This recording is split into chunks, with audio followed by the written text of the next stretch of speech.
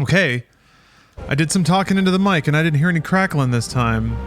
In the VOD. I did a quick recording. No cracklings. We good, alright. Yeah. That sounded like a frequency mismatch or something. I don't know why. Nothing changed. The trials of the gamer. Anyway, thank you for your patience. Apologies for the rough start. Now it's nothing but smooth, immersive gameplay. Ow. I'm gonna get you.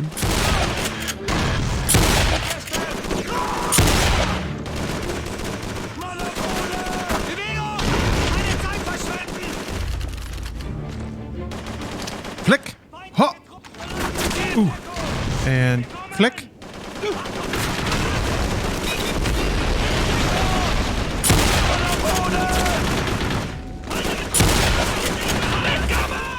There were too many dudes! Oh, Klondike bars were deemed a VIP or ban. That is unlikely to break anything, I'm sure of it.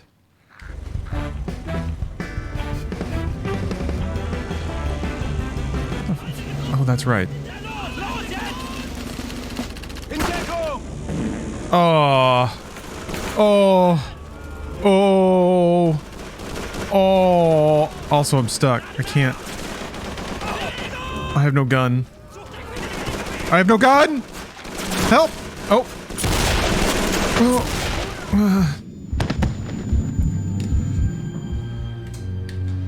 Oh. Klondike bar.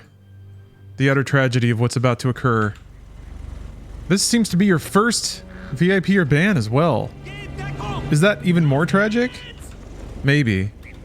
I don't know. I'm not here to answer these things. Ugh.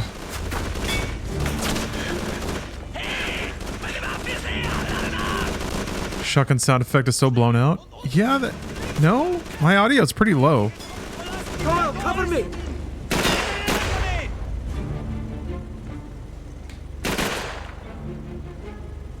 Oh god, actually impossible to manage any stream settings while playing an immersive game like this. Do you think they could just step to the side and turn the volume down on their guns? No. They started spinning out of control wildly if they ever tried something like that.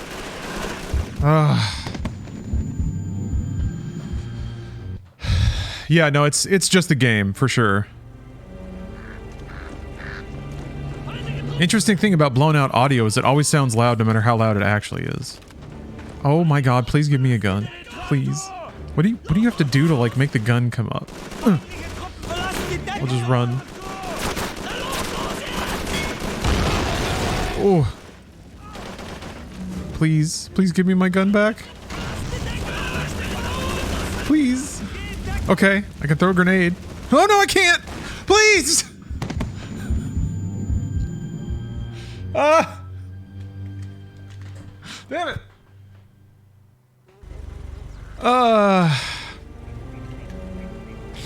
Oh, Jesus.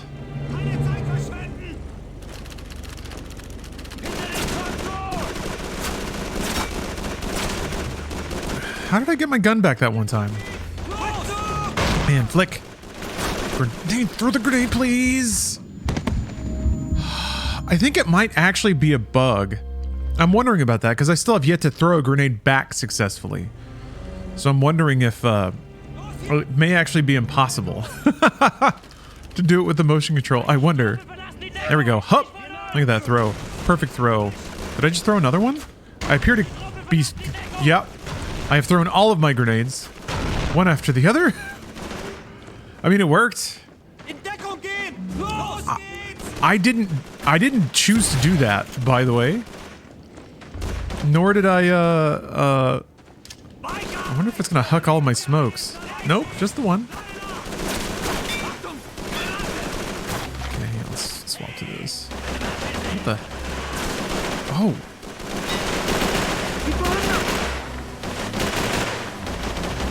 Yeah, the game like got significantly more difficult when the enemies took 2 hits instead of 1.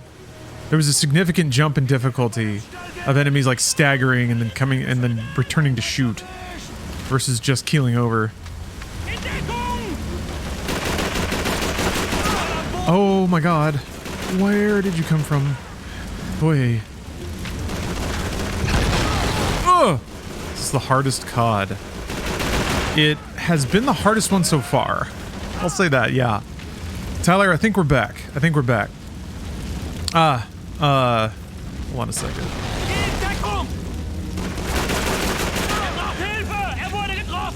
Is this also on PC? It is not. It is the one Call of Duty.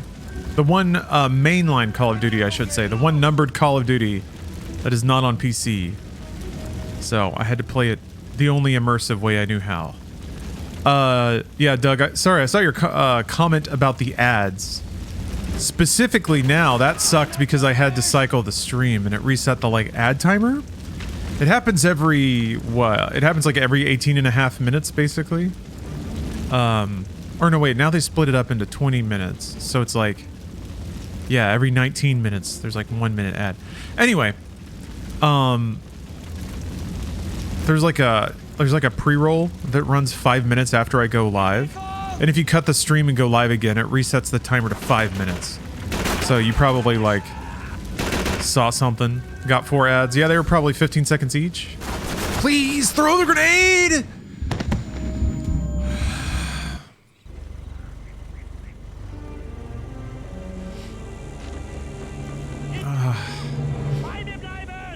Two were 30. What?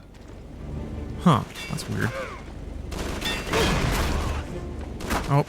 Yeah, we're throwing the grenades again. Ugh. Cover me.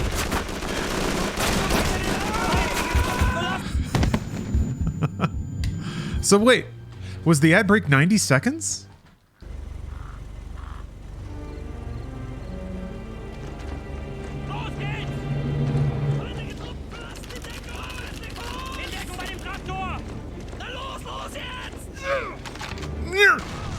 Oh, that one worked normally.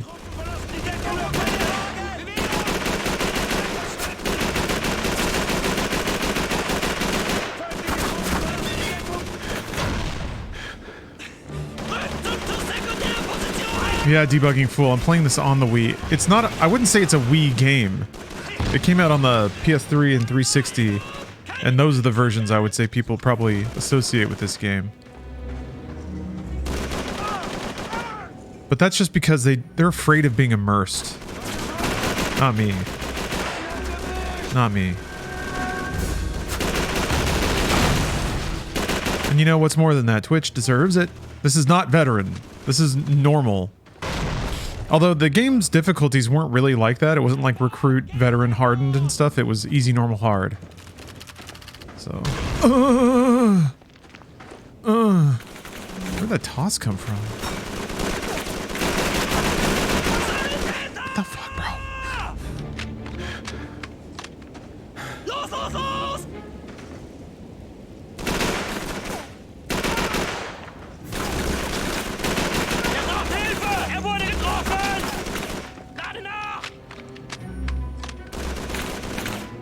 Oh, was COD 4 the first one with those difficulties?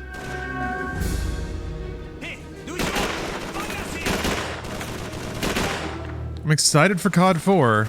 I'm kind of hoping I can get there today.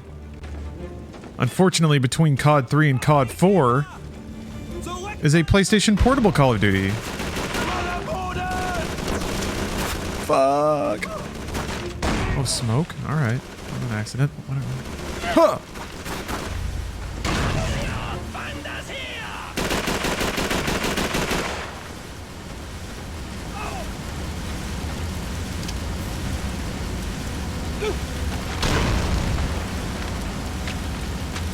How many COD blops are there?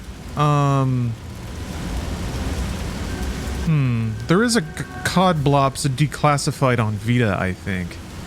And Blops 4 doesn't have a campaign, but it does have a zombies mode, I think. So I think there's 4 Blops campaigns. 1, 2, 3, and then the Vita one. And I guess Cold War. So 5. Forgot about Cold War. Steph said Cold War was really good.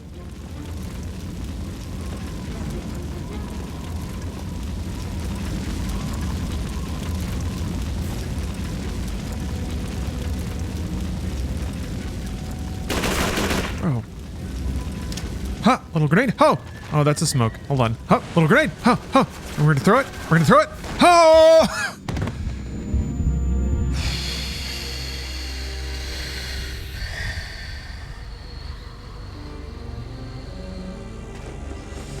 Okay. All right. No more. All right. All right. The grenades are crowd pleasers. Oh no, I'm stuck in grenade mode. We do love our grenades, but maybe I should just get the checkpoint. Maybe I should just change my weapon.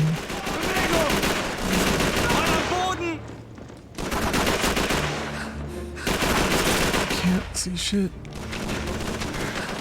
Not a button.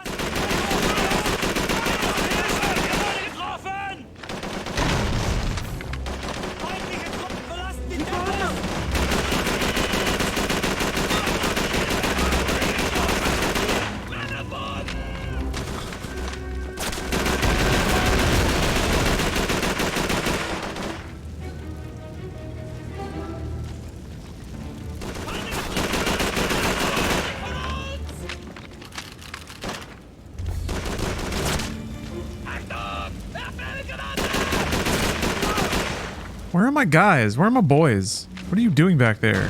Ow! Come on!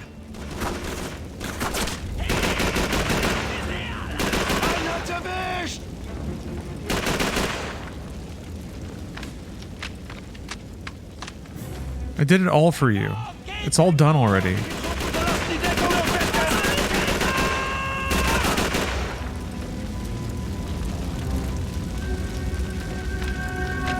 Yeah, you're killing people to noir detective music? I don't remember the music being so whimsical. There's definitely a caper going down.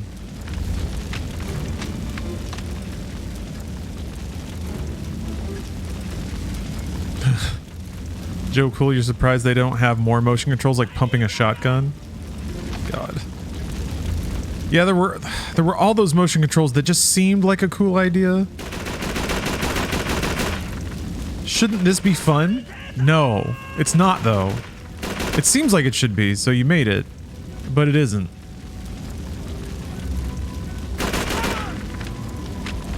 I don't know, that's why the Wii era reminded me so much of the 80s NES era. So many like, maybe this will be fun. And it's not, and it's probably pretty clear that it wasn't, but they were just like, well, fuck it, we made it, so maybe people will like it. Alright, I did it. What? Clear the house.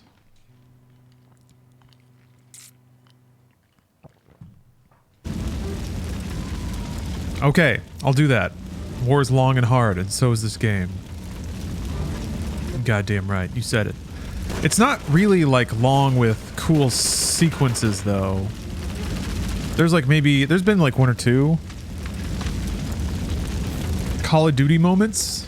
A lot more just kind of running around. Pretty, find the Maquis in the house? What? Stick with me!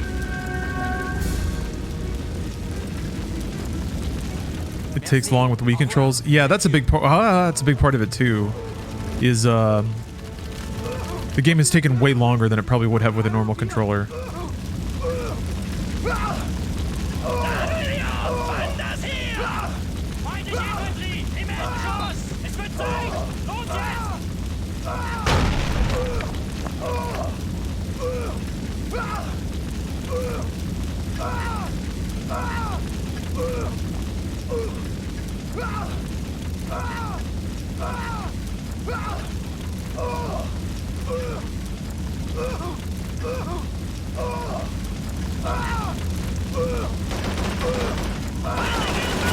What?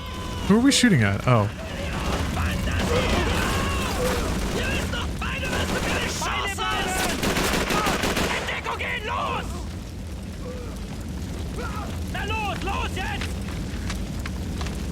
Oh, did he make it out? No, he's still in there.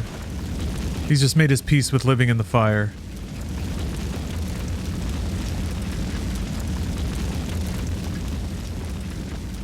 So, what? Regroup at the Jeep. Oh, okay. There are more dudes? Ugh!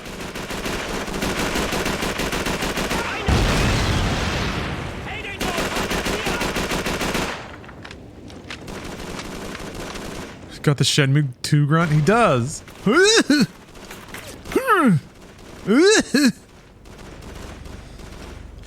was that guy's name? Dylan?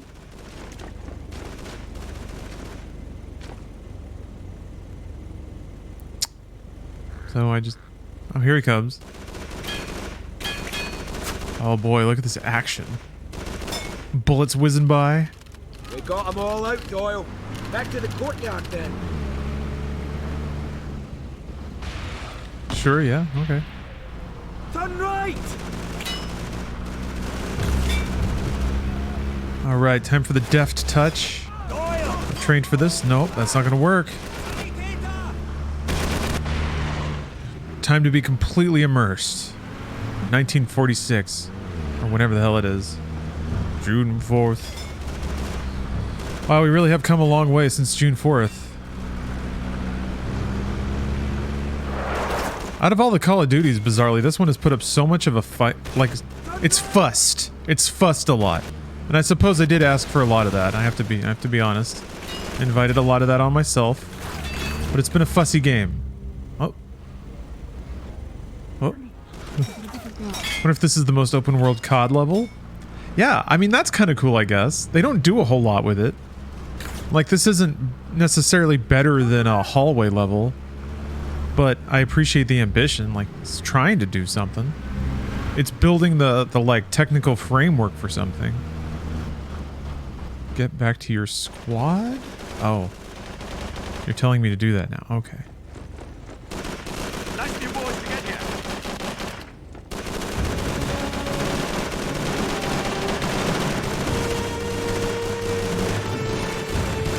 Is this my squad? Are we back? We did it? Help your squad defend against the Germans. The Germans. Yeah. I'll get you, Germans. I'm gonna zap you with my gun. Oh, here we go. Press and hold. And flick! And flick! And flick! Yep. I'm gonna get it. Did you get anything cool for Black Friday? I don't know, I'm kind of spoiled. There's nothing I'm really looking for. I will say this. I bought 10 random tank tops from the Yeti. Welcome to the party, boys. I wanted more workout tank tops. And they finally had another, like, mystery box tank top sale. So, I stocked up. I got 2024's lineup of workout tank tops today. Yeah, I gotta throw a grenade. And throw the grenade, bro. First, you won't give me a gun. Then you won't let me throw a grenade.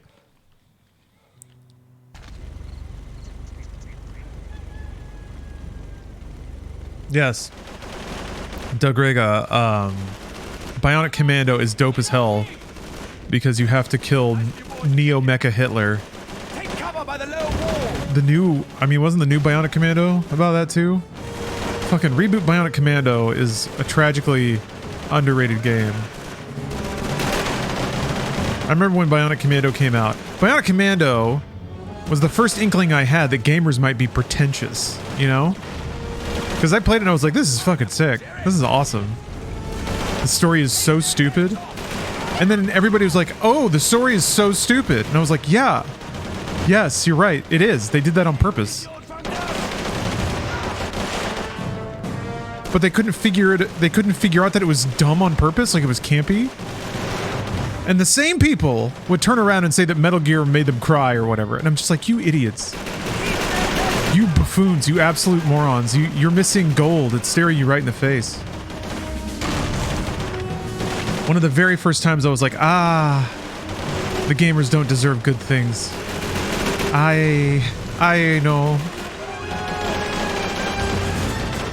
I think it was the first time I remember, like, the gamers kind of smugly dunking on something, too. Like, being better than something.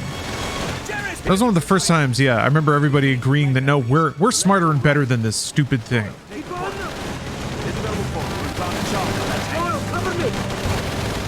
Missing gold to chase diamonds? Oh, what an amazing phrase. Okay, we're gonna flank this tank.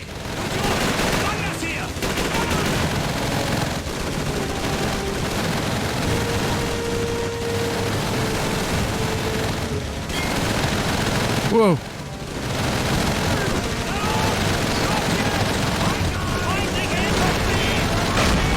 There she goes. Yeah, Isabel's pretty awesome. This girl is eating whole bullet fire wearing shorts.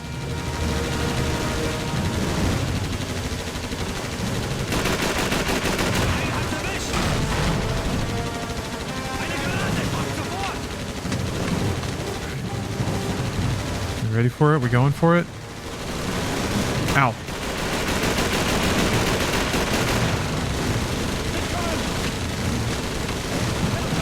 Camera Bob. Atori Glacialis. It is in fact gaming time. Gaming time. Does premium give any perks? I don't get ads, but I am worth more. Isabel, no! Oh shit. Damn, man. Isabel got taken out. Nah, she's fine. Her arrow's still on the minimap. Tyler, that's a good question. I honestly am not sure. So YouTube also does ad insertion on streams. And the way that YouTube describes premium is that essentially if you're a YouTube premium viewer, anytime an ad would have gotten served, you sort of like auto-generate money for that. So instead of seeing ads every time YouTube runs an ad, it like counts you as some vague amount of money that then gets contributed towards my ad revenue. And the same I think is true of Twitch Turbo. Actually, yes, it is true. They finally did update that to say that like Twitch Turbo users basically generate ad revenue for streamers. So that's the concept. You can sit there smug in the knowledge that not only are you not seeing ads, but each time an ad would run, you're generating even more money just by sitting there. You're making money. You're like my little crypto farm. My little NVIDIA card, churning and burning electricity. So Dr. Shrimp, Puerto Rico, hello.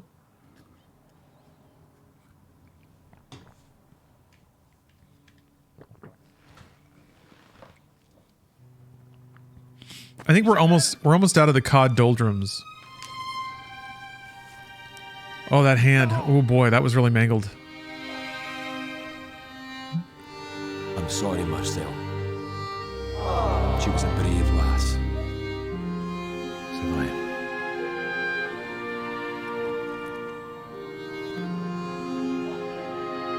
brave as any of you, Mackie. Brave. Buck up, man! Are our men ready? Can anyone be ready? If you could call your duty, would you? Crew is running out of time, Sergeant. Sir! Word from command. The Poles have taken Hill 262, but they lost the radio operator. We got bigger problems than that, Private. This adds to them, sir.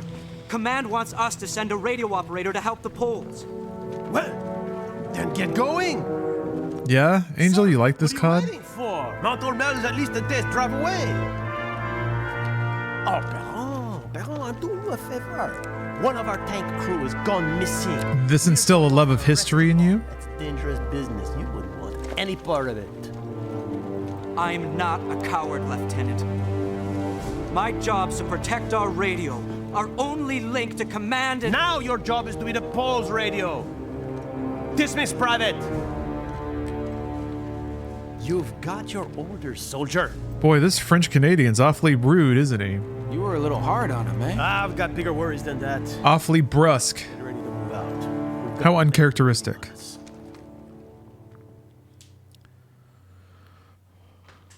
Oh, hold on. Important cookie-related announcement.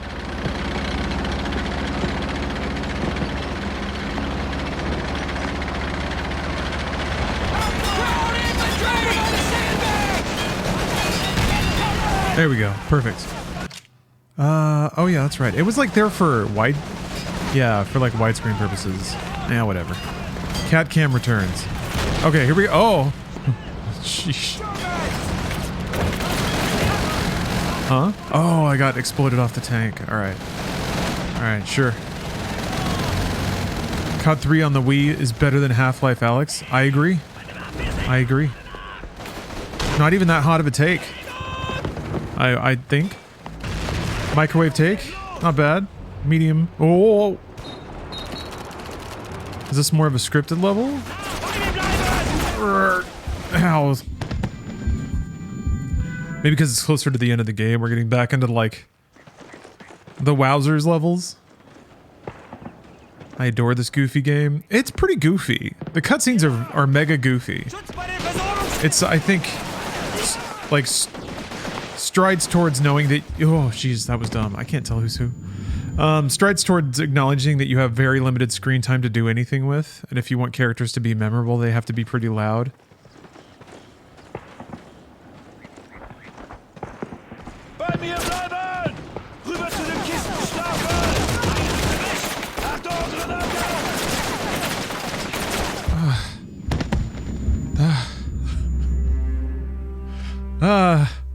I have to like spin 180 degrees and then shoot these two dudes who are just open firing at me for any like I don't have any cover anywhere. Maybe I'm supposed to run over here? Yeah, okay.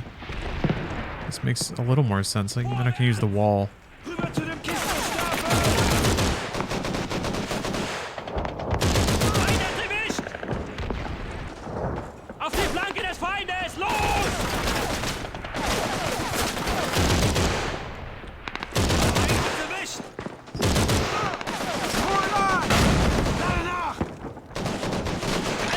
Yeah, the screen shake is rough.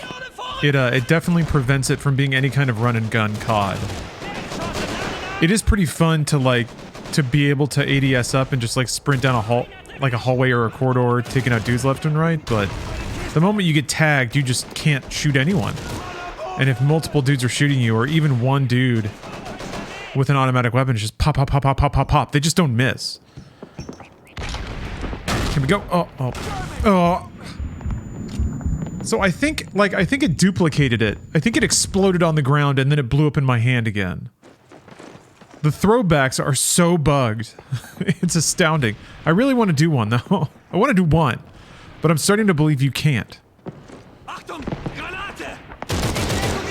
Which is sad because this is the first COD where you can throw back. First COD that supports it as a feature. Alright, I'm gonna do it.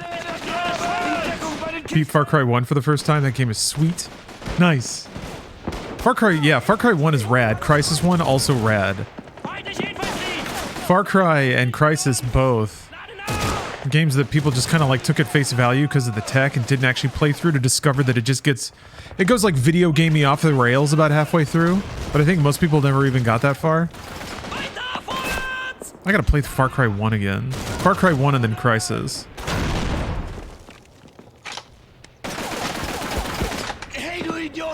Far Cry 2 is rad as well. Completely different like team, different studio, but it was trying for something. That was deep in Ubisoft's trying phase, which was a cool phase. A lot of cool ideas there. But then cool ideas didn't sell games, so they were like, fuck it.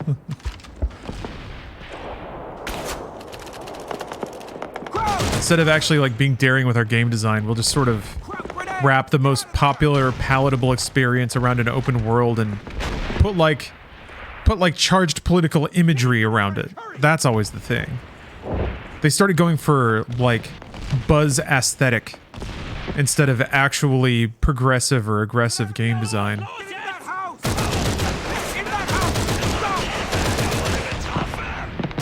That's just the, like, AAA layer of their business, though. I should go for it. I should go for it. I should live Moss. It was right at my feet. I just don't want to do the whole level again. Into that house! Go! Yeah, exactly, Slashed. Charged imagery. Very little actual Oh, no. Oh, here we go. I've been training for this. Oh, give him the bop! Give him the bop! Yatta! Immersion.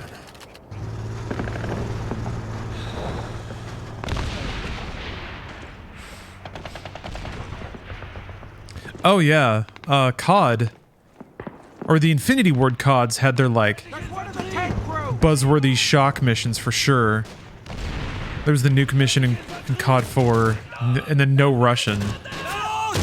You can't really, like, top that without jumping the shark hard, which is I mean, Modern Warfare 3 did that, but not necessarily even in a fun way. German troops! Northeast! I understand the new Modern Warfare has some pretty eyebrow-raising material, but I haven't played it. Get over here, Cole! Hurry and get over there! Get over there! Get over here, Cole! This is video gamey shit. Good to see you're well. No thanks to Jerry. Much thanks to your man here. Cole's a good man. Is this all of you who made How many CODs has Steve Bloom already been in? They're being held in a tavern up away, flanked by 42s. Couldn't get near it. Now you have our help. Cole, get those doors open.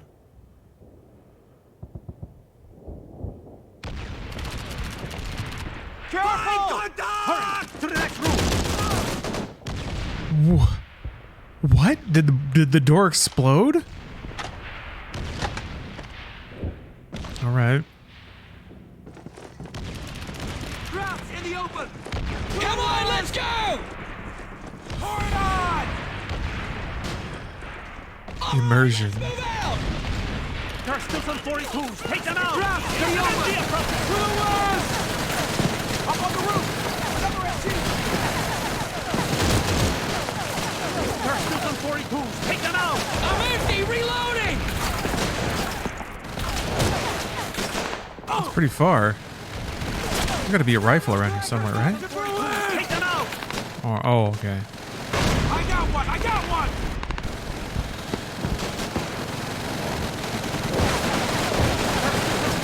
These levels are fun. Where you're moving through ruined buildings on the way to an objective. Especially when there's a lot of NPCs running around to fill out the set dressing, which is essentially what they end up being. Advancing through smashed houses. I guess this is when it's at its most boomer shooter too. Instead of a Doom level, it's a bunch of bizarrely interconnected French interiors. Oh, he's been in 8? Steve Bloom's been in 8 Call of Duties? Awesome.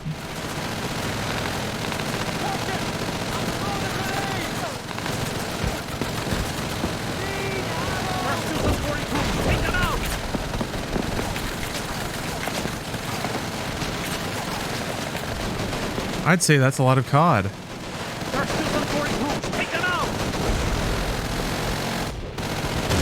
Oops.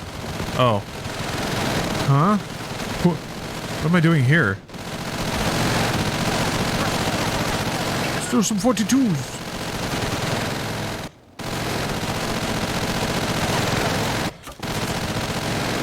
Yeah, so many blap laps.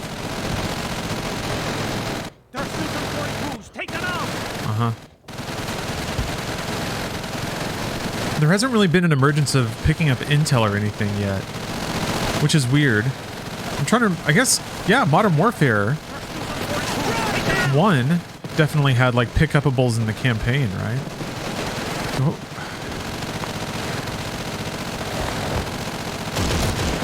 Really? There's some 42s. I guess I can just shoot them from here. Fuck it.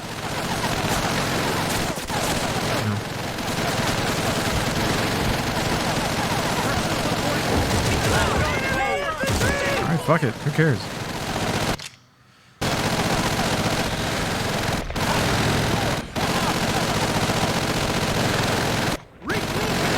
Move, move!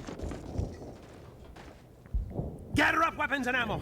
Take up positions. Someone cover that window.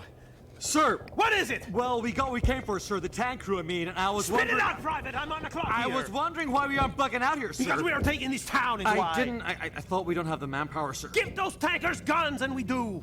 Look, the Polish are stranded up on Mount Ormel, trying to hold onto that hill with both hands. They'll need reinforcements that'll have to move through this town to get there. You understand? Hello, Baron Gerda.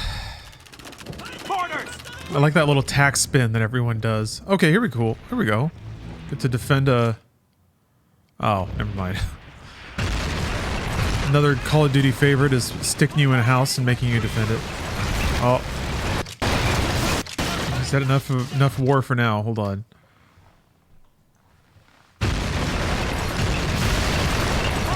Ah. Throw it back. I threw it. I threw it. I did it.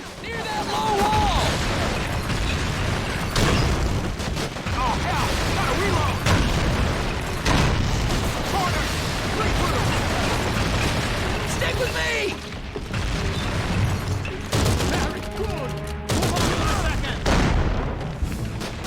Pretty mad about that? Mad about what? Sorry. I may be so excited about actually throwing a grenade back. Eine Granate kommt sofort! I'm drunk off of the accomplishment. Headcanon for this game is the pro tag is extremely drunk. He's just rolling on battle meth and whatever vodka can find, stomping across the World War II landscape. What do we got here? Eliminate Germans assaulting the tavern from the north! The north! Alright. Are there mounted guns on the second floor? I can't remember. Oh, here we go. Hey, hey. What's this? Oh, it's just more. More it is.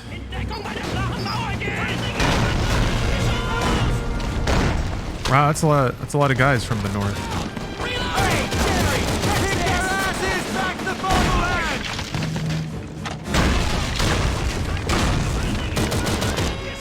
Okay.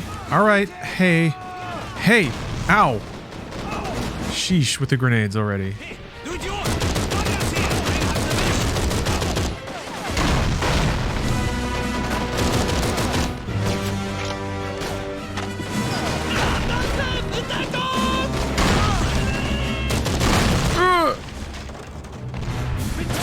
Mein Lieben. Oh. Achtung, werf eine Granate! I'm empty! Reloading! We did it. Smoke grenades! They pop smoke! Infantry in the open! To the north! We defended Christmas.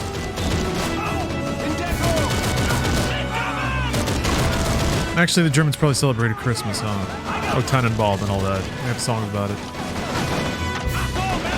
Our Christmas is better, though. We buy more stuff. Germans probably, like, give each other rocks that they've warmed by the fire or something.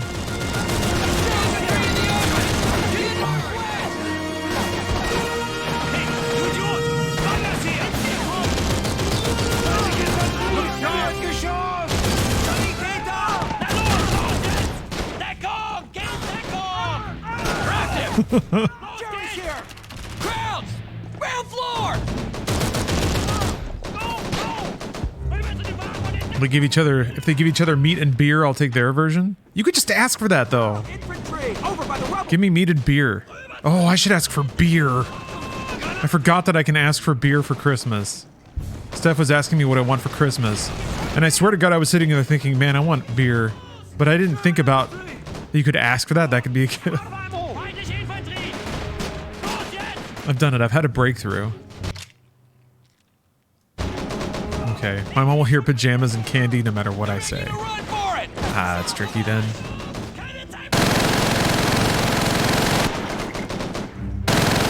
Not a gift for you, Mom. I feel my brain liquefying every time I pull the trigger of this thing. How did he get in there? That mounted gun sucks. Oh. Good news, though. Smoke grenades! Oh, that reminds me too. All right, I'm gonna farm this one out to internet. It's for a good cause though. But you know the little like PNG tuber avatar that I got, or that I have, and then I also commissioned one made for Steph. I want to get a Christmas sweater with that avatar crocheted on the front, like all big, like an ugly Christmas sweater with a little thumb avatar. So that Steph and I can have matching ones. Does anyone know where I could get that? And I don't necessarily mean just like the image printed on a sweatshirt, because I feel like that's probably... Oh man, they just come in from everywhere. Etsy? Okay. Does anyone have a sweater knitter that they've commissioned from and would recommend? Objectives updated, objectives updated, updated.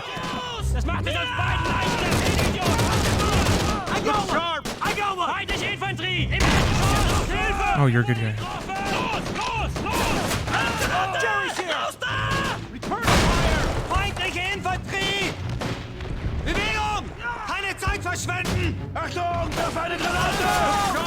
I wonder if I wait long enough, if my AI...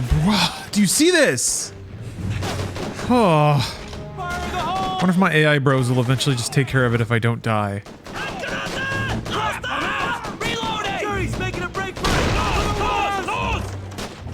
Look sharp!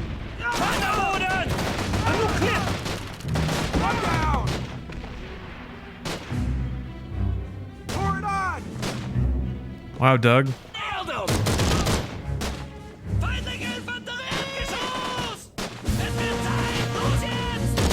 That is a complicated story, yeah. I think I got it all. I'm sorry, the part about your mom, wait, getting poisoned because of, artificial knee? Rest her soul. That sucks. Jesus. That's scary to think about. Well, I'm sorry to hear you're going through family stressors. It is the season, isn't it? Yeah, luckily I have to admit it's been a very stress-free season for me.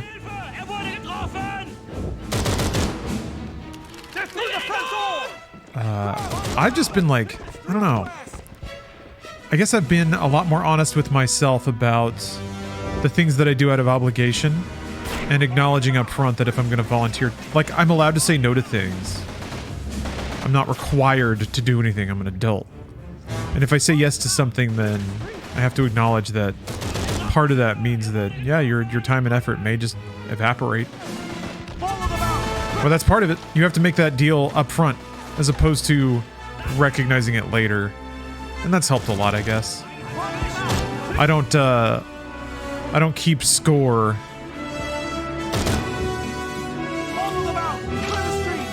Or rather, if I do, I even the score up front. You know?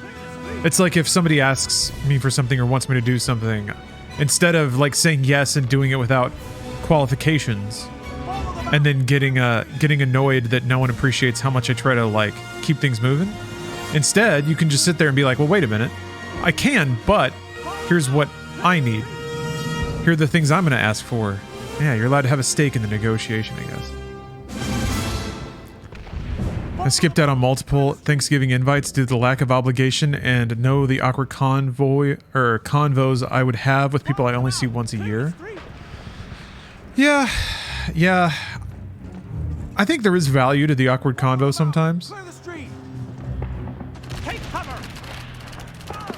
I think there's value to talking with people that just live different lives and have different experiences. The street's too dangerous. Get in this building. But to a point for sure. Wait, the crowbar. A crowbarring minigame. It's like I'm really crowbarring. Yeah. Wiggle it. Okay, that's one board, and into the next one. Immerse myself in this board removal. Can you believe this though? A new minigame? Right at the end? Or the last couple of levels anyway? It's been a while since I've put a bomb on anything. Since I've experienced the true zen and sheer tactile delight of sticking a block on a wall and then sticking a pin in it and rotating it awkwardly and then pulling a pin out. Ooh.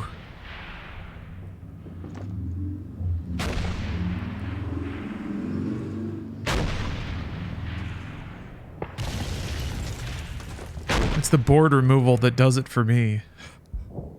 Yeah, not many games allow you to pry the boards off of a door one by one, do they? Not a very common feature, and I think Treyarch should be celebrated for that. Dante, thanks for the sub. I mean, this game was made... I don't know if it was made in a year, but it was released 1 year after Big Red 1. They probably had two... Do I get to pry the boards off again, you think? They probably had two teams, or were like making them in parallel at some point, because they do feel a bit different. Oh, I do get to do the board again. The street's too dangerous. Get Hold to pick up the crowbar. Oh, the crowbar's right there. Nice. Find something to break it open.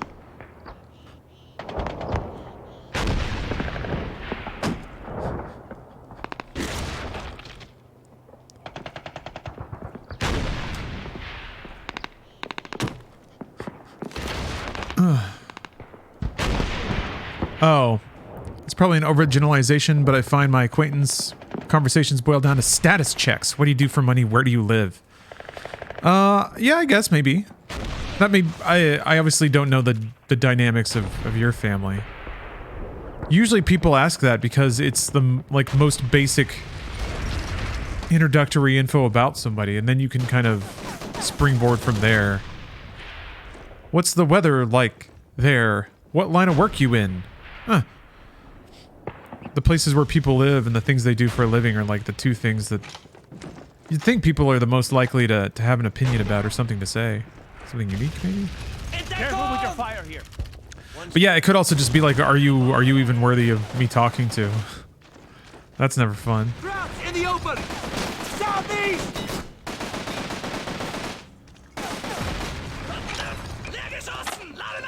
Weather work family, how all combos start? Yeah.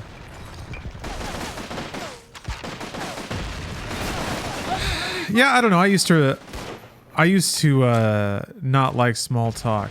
I mean, I guess nobody does, but it's well,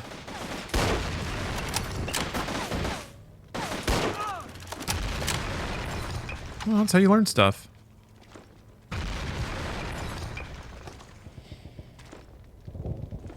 Looks like they converted the basement to ammo. Necessary evil, yeah. Explosives down here to It's also like you're allowed to be a participant, if that makes sense. You're half the conversation. move it, Cole. I guess for some reason I always feel an expectation to be entertaining. But it takes two to tango. If somebody's chatting you up, then it's like sheesh. You're allowed to ask them things, I guess. And if you just truly don't care, that's tricky. Don't have much time. Then it's like, oh, I get to do a bomb minigame. God bless. I just thought I did. Move it, Cole. Set those charges. I would love to. There we go. Luckily, I'm such a pro at this. I know the prompts already. Hurry. Don't have much time. Just gotta give it a little. Move it, Cole.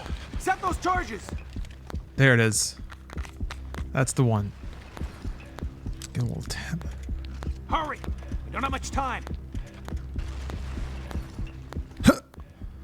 Oh yeah, you gotta give it one of these. Move it, Cole. Set those charges! Uh-huh.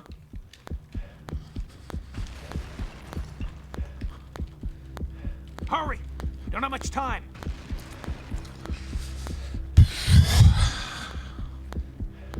Move it, Cole! Set those charges! Hurry! We don't have much time.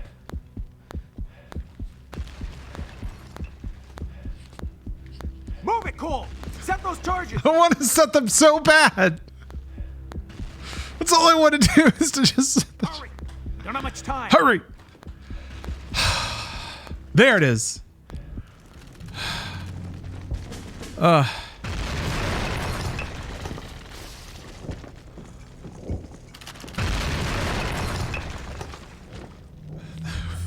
It's not the end of the level? God damn it.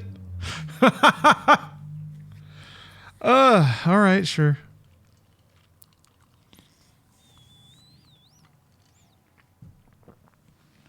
Yeah, we don't even get to see the explosion.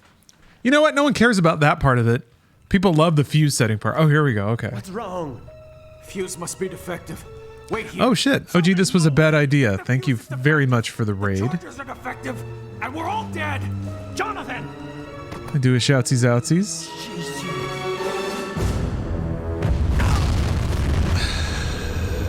Mike! What? He's okay.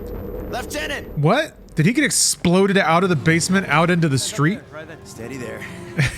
And he's gonna dust himself off? No, we thought we lost you for a moment there, like we lost Kala.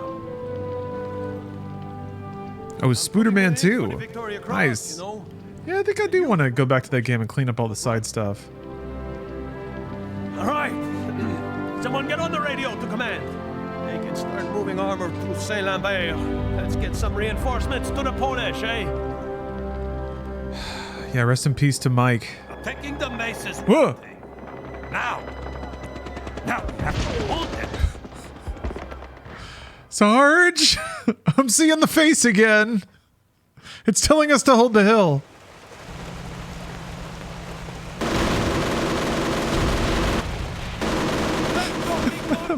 Fuck, bro. Alright. What? Where am I? Meth is wearing off. We don't have much time. Oh. Is it a turret sequence? In the tank, move! Tanks to the south. Yeah, here comes the Star Wars music again. Dun, dun, dun, dun, dun, dun, dun.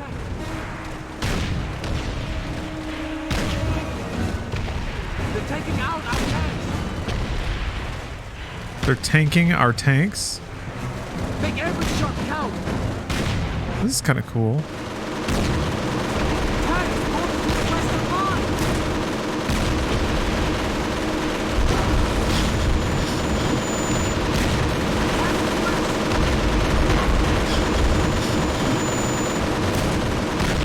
Wearing cover.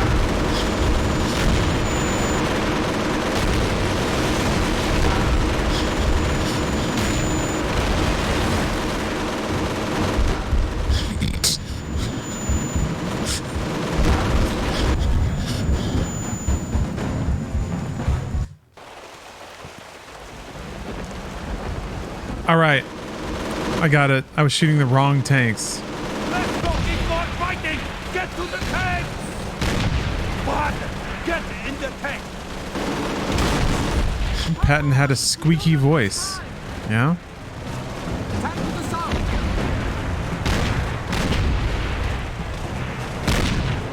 Focus on that tank.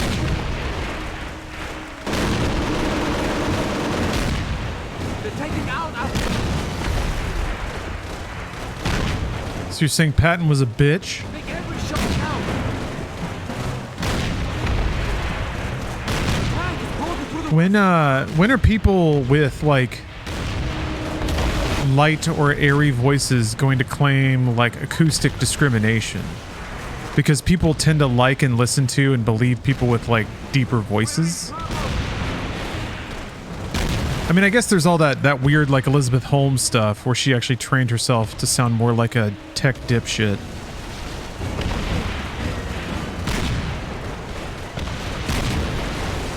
You have to claim like acoustophobia or something.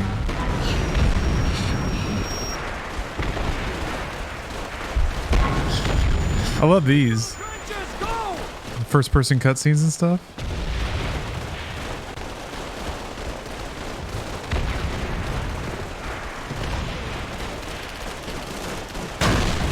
Well, that was barely a cutscene, but... Papa Jack!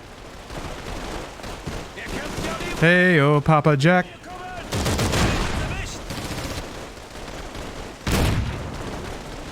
The Germans are moving Straight up like whack-a-mole, I love it.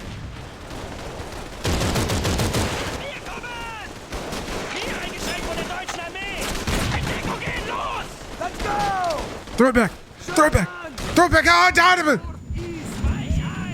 We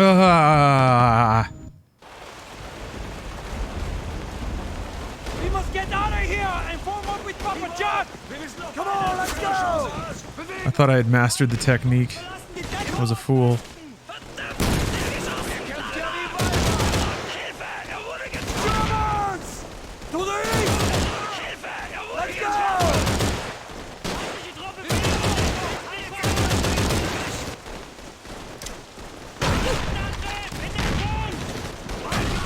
German troops!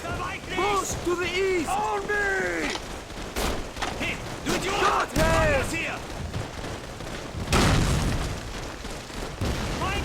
Cool. We're running out of ammo here!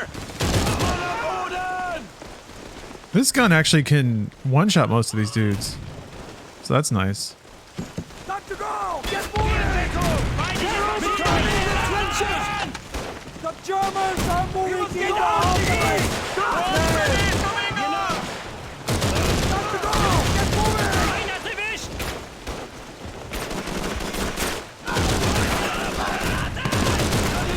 German troops! Northeast! On me!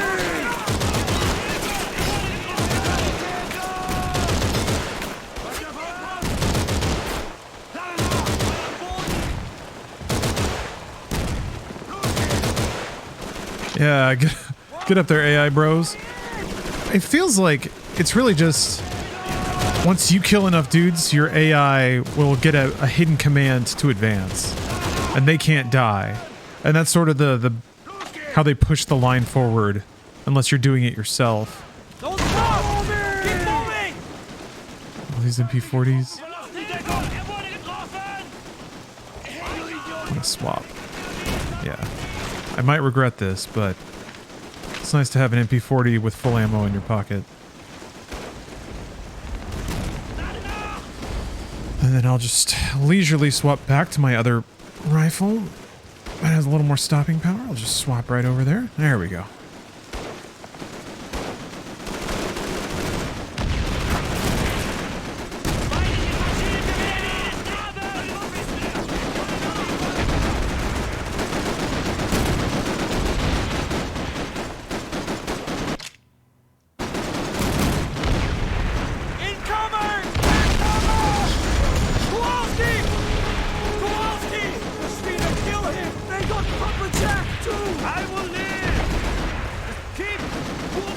Oh God, I thought we lost Papa Jack.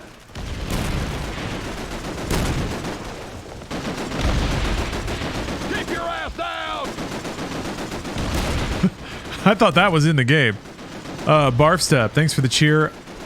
Yes, happy 420 East Coast, congrats. Here's our situation. Good work, everybody. Good work over there. Because the Bosch are starting to break through. But that gun has us pinned down, so we drive in their move. Split up. Ulan down through the trenches. Ruditsky, provide sniper fire from those bushes up there. I'll take Nova and go around the side. Bahater, back up Ulan on Lucky.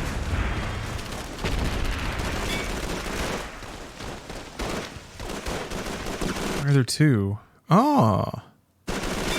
I want to try sniping. I want to just sit in one spot and click on heads. I feel like doing that with motion controls, motion aiming would be fun.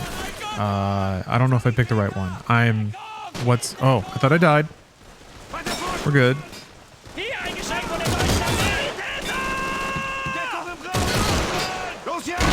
Ow. I think standing on a grenade does less damage than like picking it up and having it blow up in your hand. Fuck. Yeah, right? If I'd picked that up, it would have killed me. Fuck. Fuck. Oh. How did I not die?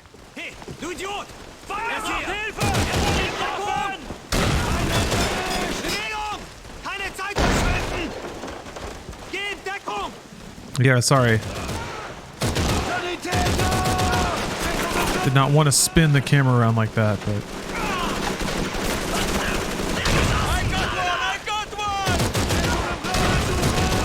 Sometimes war is hell. Oh, no, I don't know what you want.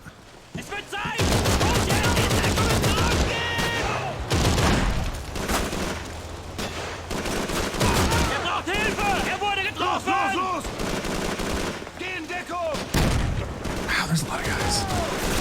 Oh, they're all just hidden around. Oh. Okay, alright. Okay, I don't think that was like... I don't think that was the path I wanted to take. Maybe it'll let me do the other one. Nope. I'm just right here. Oh. Okay. Let's do this.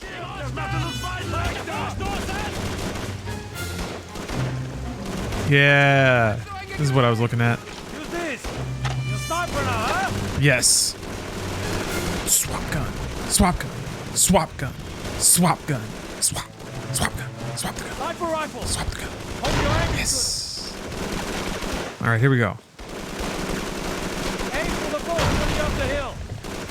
The what?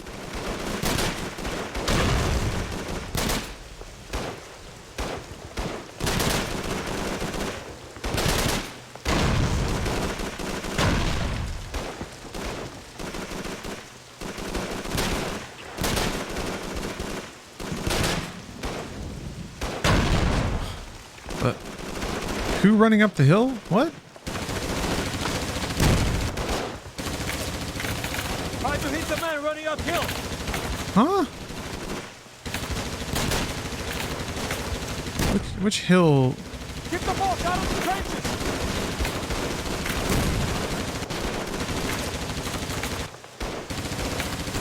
Don't let the boat into the trenches.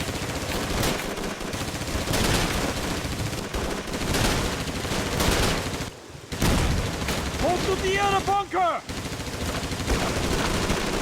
Everybody in the trench! Let's go! Get in Deckung! I want to swap guns. Swap gun. Please. Swap the gun. Swap it. Swap. Swap. Swap. Swap the gun. Swap your gun. Swap it. Alright, fine, I'll use this. Jeez, that recoil's ridiculous with this scope. German troops! Near the trench!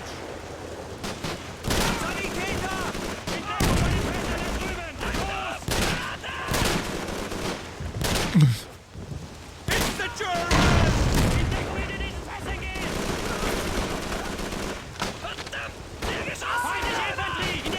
There it is. Got him! Oops. German troops! Over the trench! Nehmen Sie diese Pässe zur Deckung! Bewegung! Keine Zeit verschwenden! I made all the Germans glow on this map. It's actually rather convenient. Germans in the open! Push to the east! Literally sprouting out of the ground. Oh my god.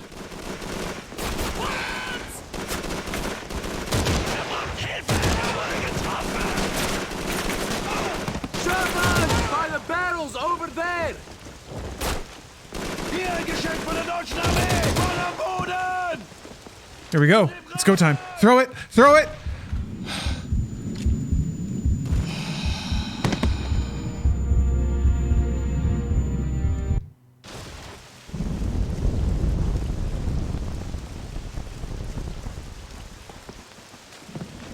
Get behind the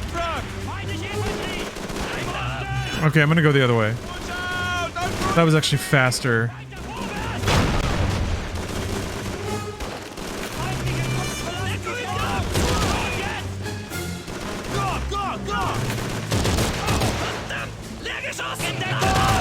To the west! An mich! In Deckung im Graben gehen! Davon! Am Boden! Deckung im Graben suchen!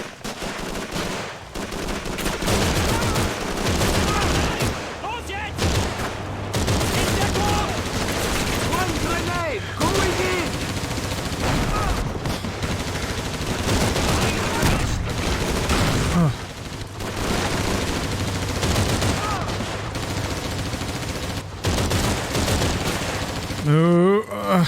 NPC has me pinned to the wall. I can't move. Can't move in any direction. Oh my god. Can I shove them?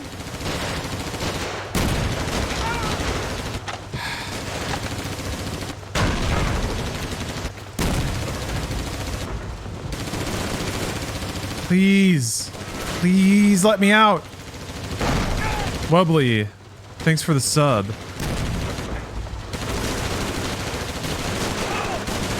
Oh, he moved. Oh, thank God.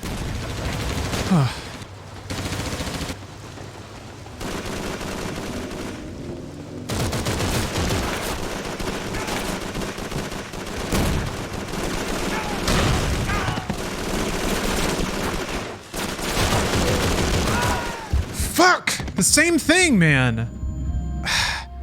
There's like an exact point where they spawn guys behind you. And they just run in and shoot you in the back. Seek cover behind the truck! And then there's also guys in front of you because that's the direction you're going. Get to cover! Shut up, shut up, shut up.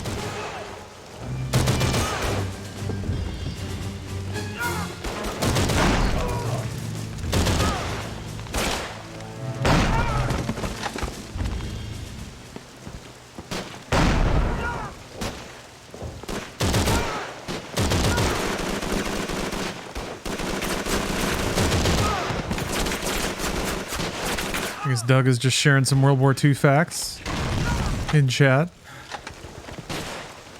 Providing a valuable World War II fact service. You have signed up for World War II facts.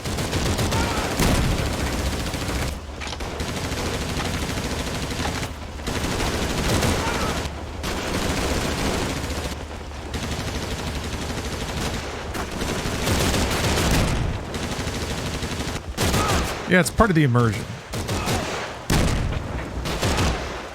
So I think the dudes keep running in here unless AI moves up. No, wait, that's around the next bend. I think.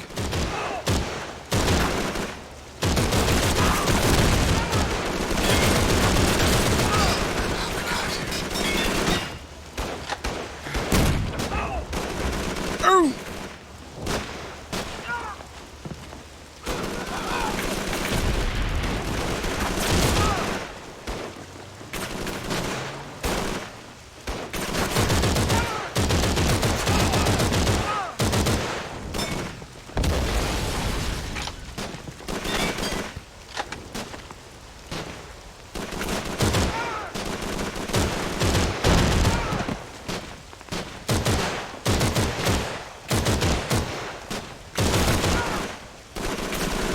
What the?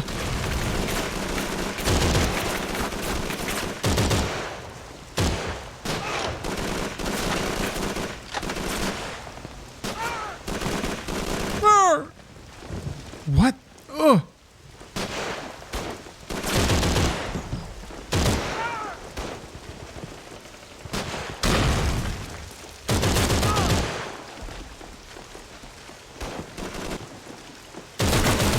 Bro!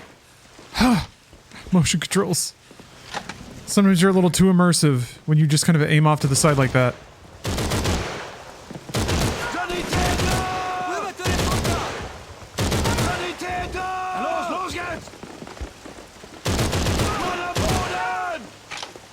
It's the Germans! In Deckung! At least we got a little more run and gun.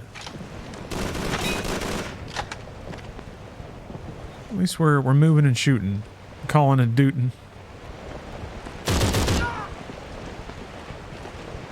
I don't know if I'm more or less excited to go from this to a PSP Call of Duty game.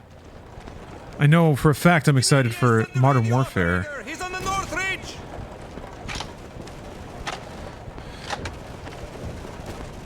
I'm wondering if I made the right choice when a depressed me in 2006, who desperately needed the Wii to bring back my childlike sense of glee, but instead was playing Call of Duty 3. I'm trying to think of what would have made me... If I had I think if I discovered rock climbing sooner, it's what kicked off my rock climbing phase. But just like a physical activity, place where I could be around people that weren't just kind of being shitty to me.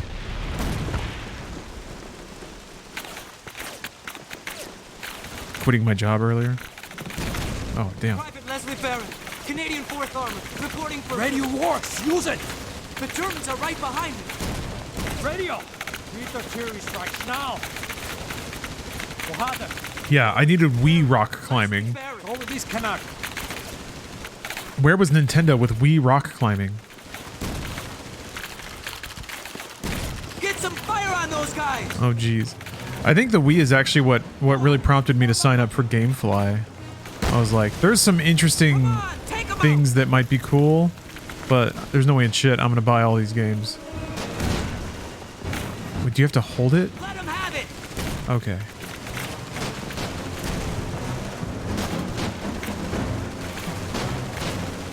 Just off the paved road! One down! One down!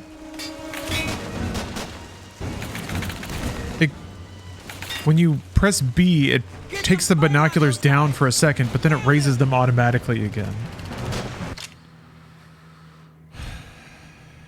So I don't know what the hell is going on with that. Pushing in from the west! Think it'd be cheaper to go rock climbing? It actually was. I had a membership at the local rock climbing gym for a minute. Those were good days. That was the first time I actually started putting on muscle mass of any kind. Entering from the west! That's when I discovered 311, because you have to when you start rock climbing. Part of the rock climbing exam is that they make you listen to 311, and you have to pretend to like it. Not very hard for me. Pushing in from the west!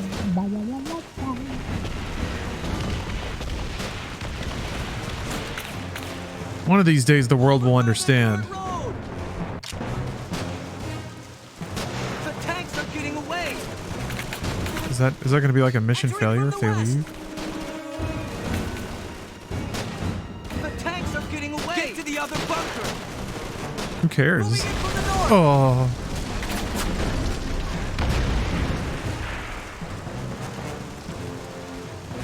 Come on, take them out! Tank him out?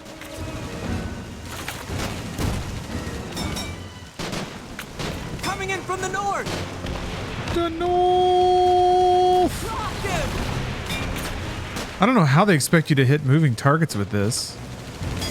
That's a bit silly. Let him have it!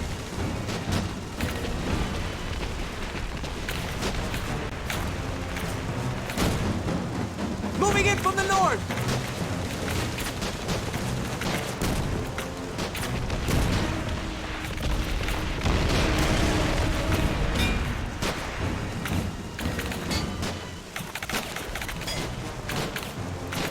Okay, there, finally. Come on, take I appreciate the attempts to have larger scale engagements. Ow.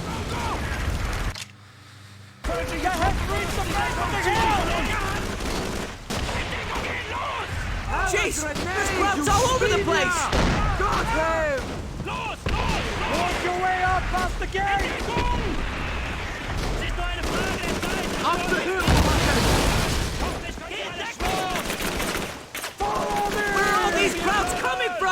I'll get help! Stay!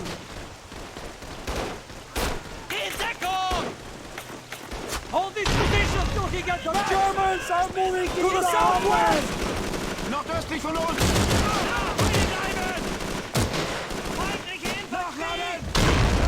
Alright, one of them stay alive scenarios.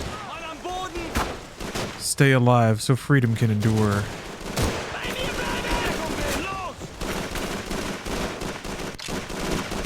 You're advancing! Pull back! Ugh. Pull back! Okay. How do I do that? This way? Okay. Hold this position till he gets back! Germans! Well, now you're just sending me mixed messages.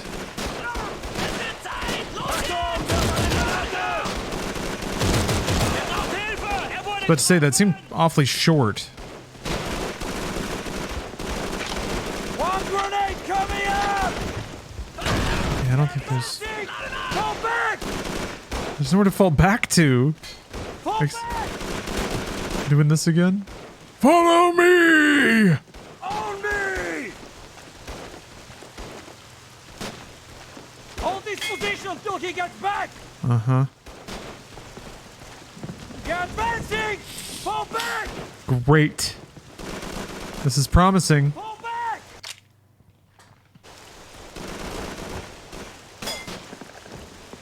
Stay close to me! Hold this position till he gets back! Stand here.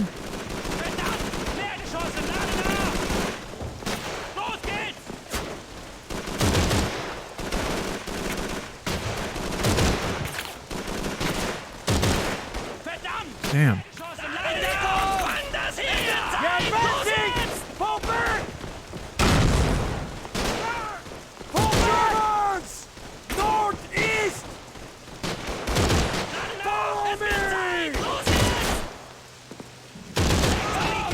Hold this position till he gets back! Reinforcements! Keep holding! Pull back to the secondary position! That was a new line. Follow me! Pull back! Oh, now he's moving. On me!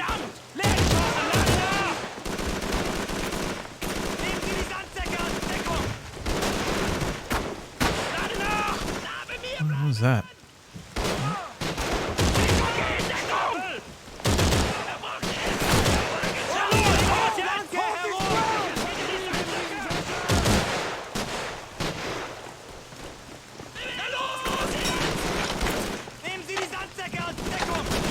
Hold the line until reinforcements arrive!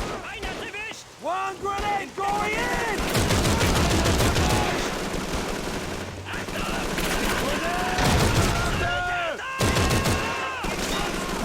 This dude keeps crawling around. Up the hill behind it! There we go. Okay. They were nice enough to open the fence for me. Up the hill behind it!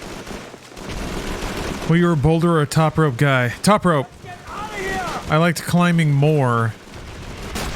So come up! But after a while, yeah, it's like if you want more challenge, you typically have to go bouldering. And it's like way more technical. My like strength to weight ratio is not great. I'm heavy for my ability to hold myself up, so Sonntag is for the guns! it was quite a challenge for me, especially with bouldering. There were just some grips that I could not get and had no idea how any human being could support themselves. I have to call in the artillery strikes. Go at her. Form up on me. Don't move. Baron, you stay out there. It's suicide. I'm not a coward. But yeah, I liked the more journey aspect of a good top rope course, of like climbing all over a face. Calling artillery strikes. I'm not running away from it. You're running away from bullets. Not It's funny, yeah, it's like climbing trees, exactly. I've been playing Sonntag, which is on Xbox Game Pass, and it's awesome. It's It's a goofy little rock climbing game, I guess. It's goofy the amount of stuff you could do in that game because you have basically no weight and you can kind of sling yourself all over the place. But it's really fun. You get to do some climbs that, like, God, you could only dream of doing in real life. Yeah, Jusant's great. I'm playing that. There's actually an indoor rock climbing gym pretty close to where I live now.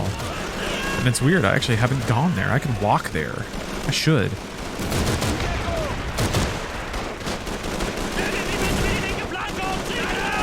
I have my own shoes and stuff, but they're just a teeny bit too small. And I thought they were, first of all, that they were supposed to be small, because that's what I read online, but also I was like, maybe they'll stretch out as I use them more, but no, they didn't. So I think I just need to get a different pair of shoes. Let's get out of here. Oh, shit. Head east.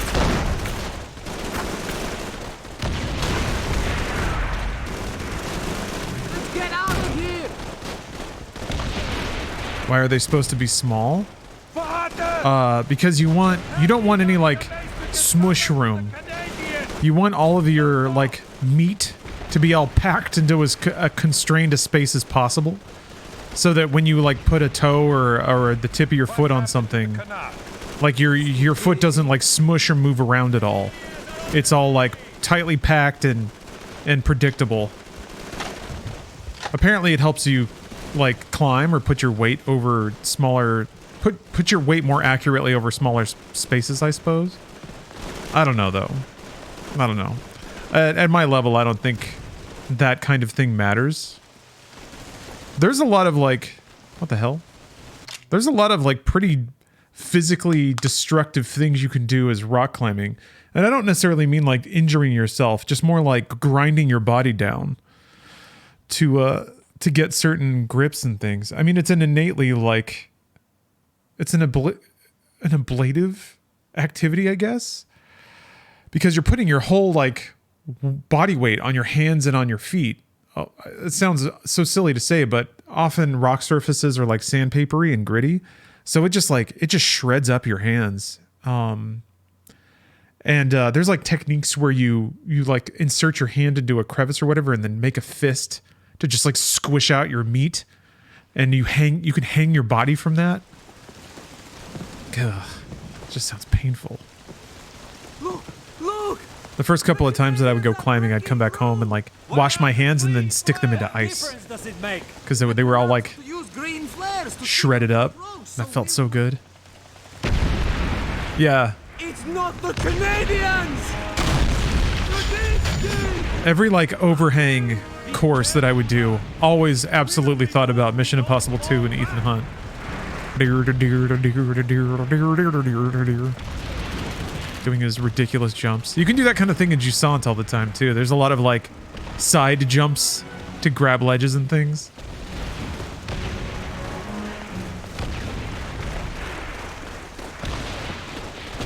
But yeah, what is it called? A dyno? A dyno is when you, like, jump or like vault yourself up. It's basically when you don't have 3 points of contact on the wall, a dynamic motion. But yeah, there was one course in the old gym I used to go to where it was kind of designed that you had to, like, jump and then grab a lip and then, like, kip up from there. Whew. I could like nail the jump and grab, but to be able to just from, like, dead hang to pull yourself up and then, like, prop or mantle and then grab another thing, I couldn't do that. I can't hang from one hand. I don't know if there's a better technique to do that. I could like yank myself up and get enough momentum to put my hand on the next thing, but I couldn't really, like, grab it or do any full, yeah, like a muscle up kind of. That was a bit beyond me. It was fun to hit the jump though.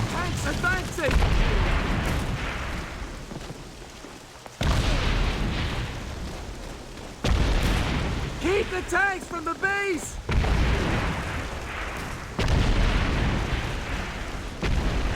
Killed him!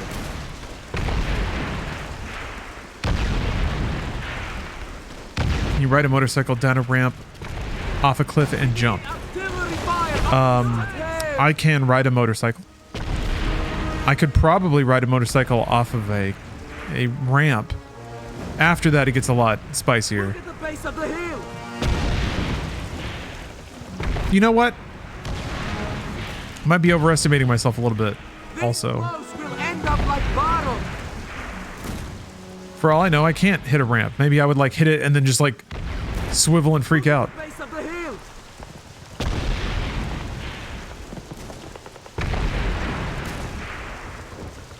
Tanks advancing.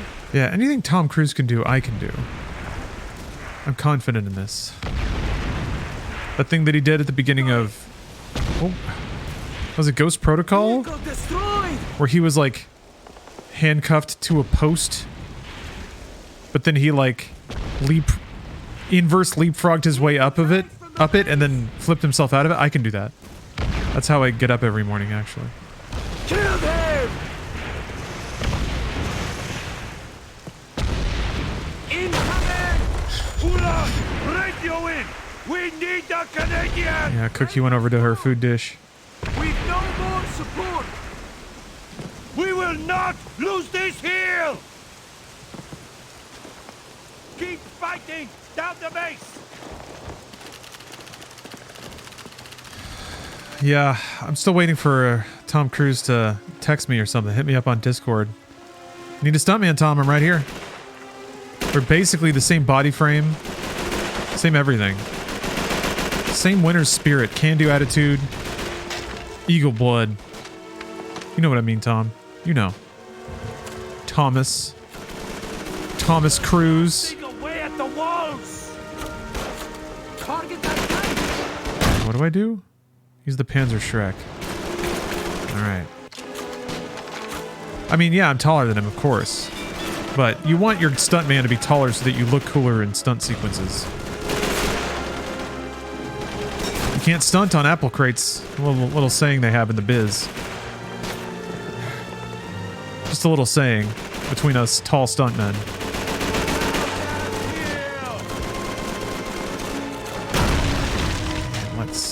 I don't want to swap the Panzer Shrek. I want to swap my other gun because I'm out of ammo. There we go. No, I'm not out of ammo. Okay, now I want to swap the MP40. No! Give me the Bren back! Shit. No! Okay, fine. Fine. I want my Brendan back. Got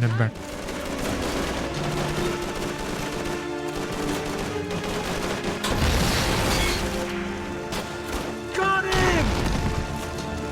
Where the hell are the Canadians? Bitch!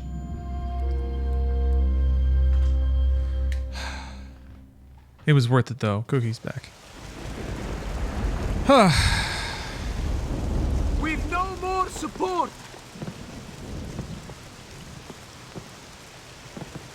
Hey, baby number 9. We will not lose this hill. How's it going? It's going pretty well. Keep fighting down the base.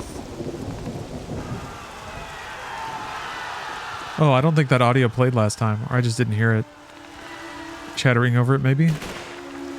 Yeah, that's the annoying thing, is I did the ride on the side of a C-130 way before Tom Cruise did, in that Google Trends intro, and no one cared, you know? Justice for Lawrence, everybody's been saying it.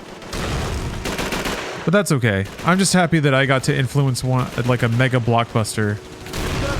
The real ones know, and that's enough for me. Target that tank. Unlike Tom Cruise, I don't need my name in lights, you know? It's enough just for the art of it.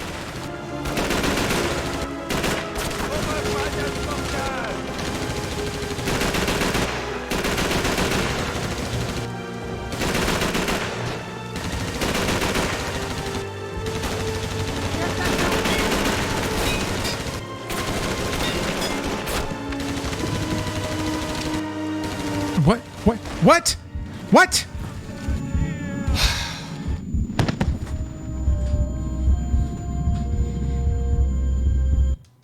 So I guess there was a grenade where the gun was supposed to be. So instead of picking up the gun, I picked up the grenade. Yeah, it's all political. That's all right. We will not lose this hill. Keep fighting! Down the base! Yeah, full keg. So that was a birthday present. Steph signed me up for stuntman training. There's like a stunt camp in Georgia. They teach you how to do stunts for film and TV. So I am a trained stunt performer.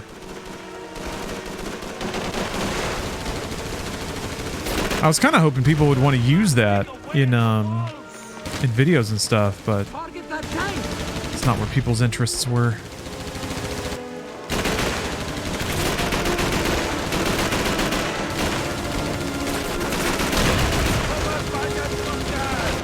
Figured they'd have a stunt school in LA.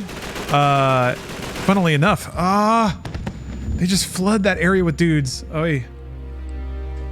So the name of the place was called LA Stunts, and it used to be in LA, but there's so much filming and production going on in Georgia now that they moved. So yeah.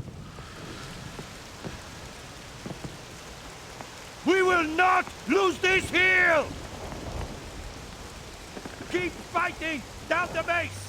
Oh yeah, no, I put it into a lot of Google Trends stuff just because I was the one producing that show. So I got to, it was basically the one time where I was like, I get to do what I want, and that's goofy, stupid stunts. Don't think that people didn't care for it. I don't think.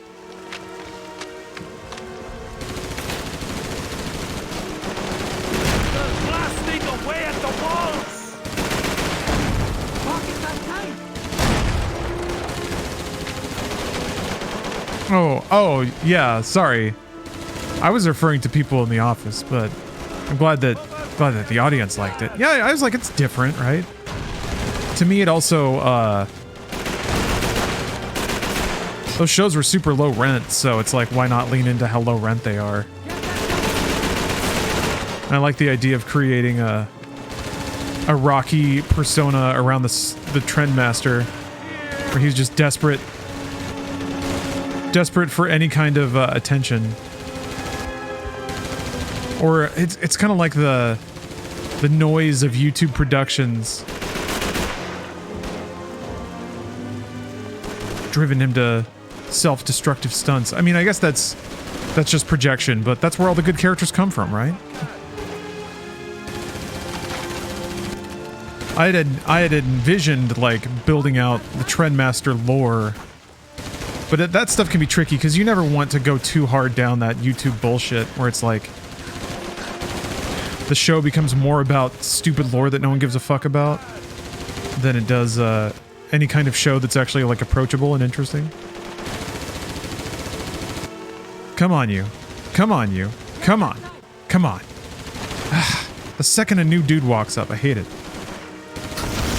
There. And swap. Swap back to the gun. God, they just flood dudes!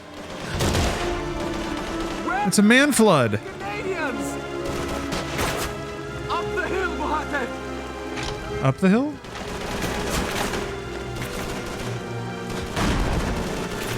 Well, thank you, Sneaky Lumpia. Also, thanks for the sub. Yeah, the music. It's so dramatic. So, wait, what? Survive the enemy rush. Okay, just have to stay alive.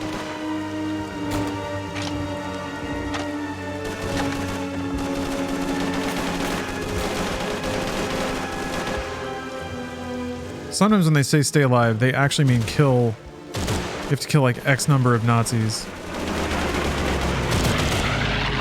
And then it'll trigger the next thing.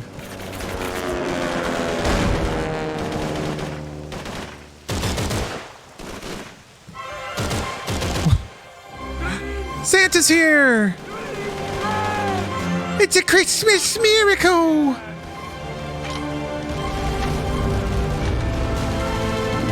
Yeah! Yeah!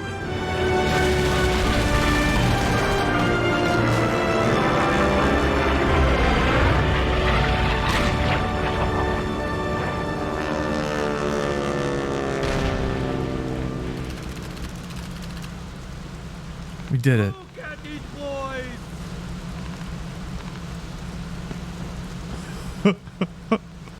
Polar Express ass music. Merry Christmas, everyone. Happy holidays.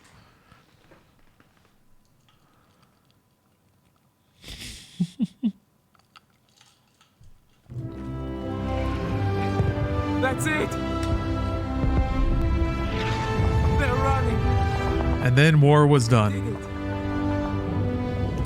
Yeah, the war for Xmas You got here a little late. finally won. Tied together, my men.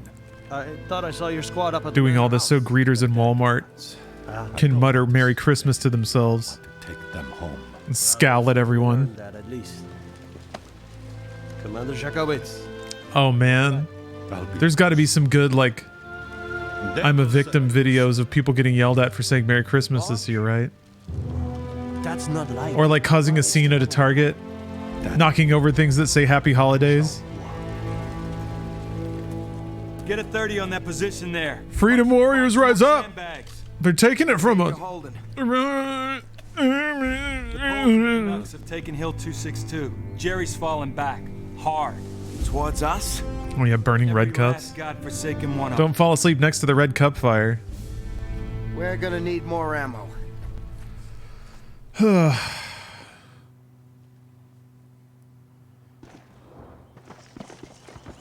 Chambois. I thought last level was gonna be the last one. Where's the ammo? I'm sitting on like 300 bullets. artillery! Here comes more of them! Is this a big defense mission? Okay, yeah, this has the hallmarks of a showstopper Call of Duty level. Wow, that dude was bound and determined to get friendly fire. Nice. Uh-huh. What are you implying?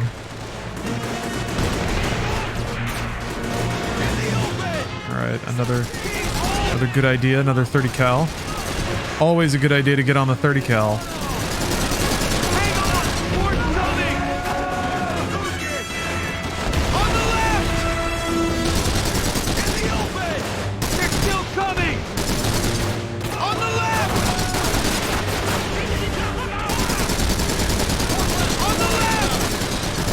It's just the worst. Oh, he was in... Wait, what? One more such victory and we are undone. A Pyrrhic victory? Ammo! We need more ammo! Where's the ammo? I need a clip! On the right! Cookie's done. Cookie wants to look out the screen door now. Strike your fire! Where's the damn artillery? Here comes more of them! Alright, Doug, that... Appreciate the World War II facts, but you may want to tone them back, because you're just copying and pasting bricks of text into chat now. That's gonna fall under the copy pasta rule. If someone requests a specific World War II fact, then by all means, share information. But if no one's asking and you're just pasting bricks of text into chat, well, that's not so good. I literally just typed all that. Okay, that doesn't matter, though. That doesn't matter if you typed it all or not. I believe you typed it all.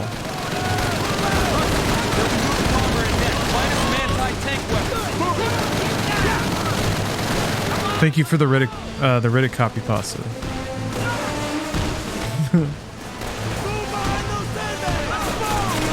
Ah.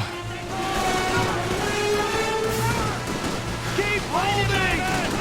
I'm out of ammo! Find the border! Hold till Huxley gets back!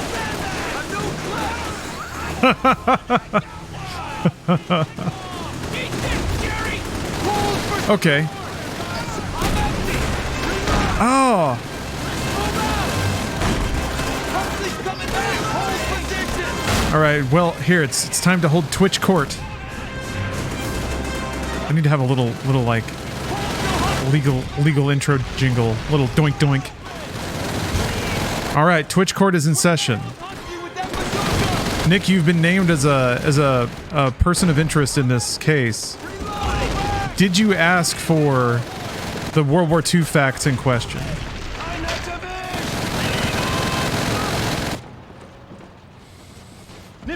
We have to hear the deposition here. Nick says no. Interesting.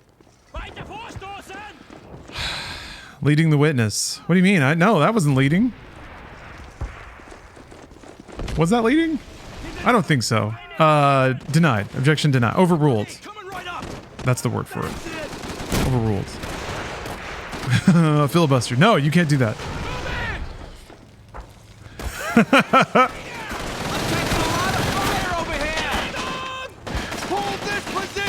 So, okay.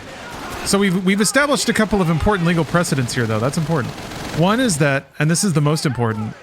Ooh, how tough am I? Thanks for the sub. I didn't even hear the wow. Oh my gosh. Too much battle.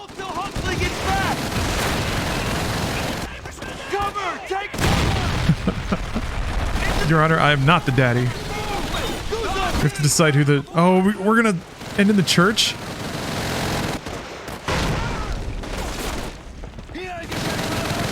Twitch court's gonna decide who owes child support.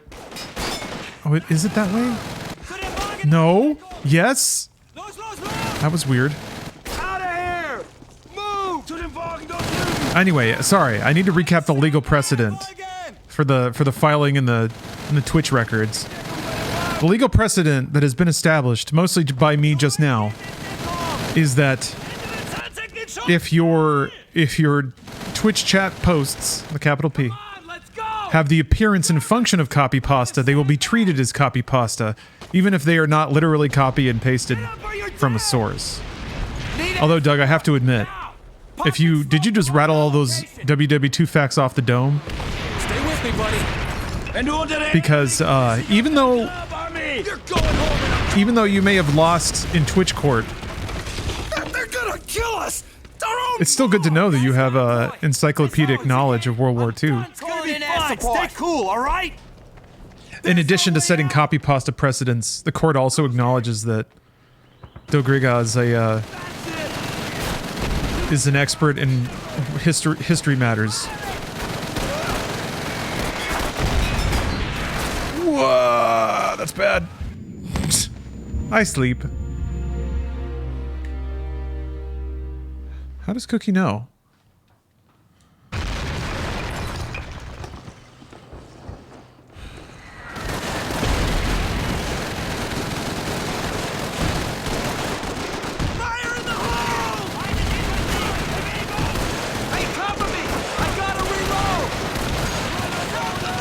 So, also, so I had a dream about this. So I'm not, hopefully,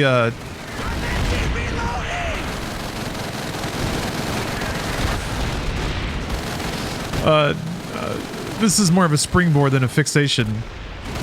But I had a dream where it's like, it was clearly a scenario where I was really excited about something and I was talking too much about it. But somebody made like a really snarky comment in front of a group of people and they all laughed at me. So it was like message received, I need to shut up about this.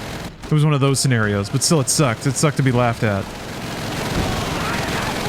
So anyway, this whole Twitch court ordeal, whoa, has made me realize, has only reminded me of my tendency to do that. Is this a dream or a memory? I mean both, honestly. It was a dream scenario and a dream, it was a dream event, but it definitely echoed real life scenarios where that happened. I mean, I was kind of talking about being a depressed 20-something.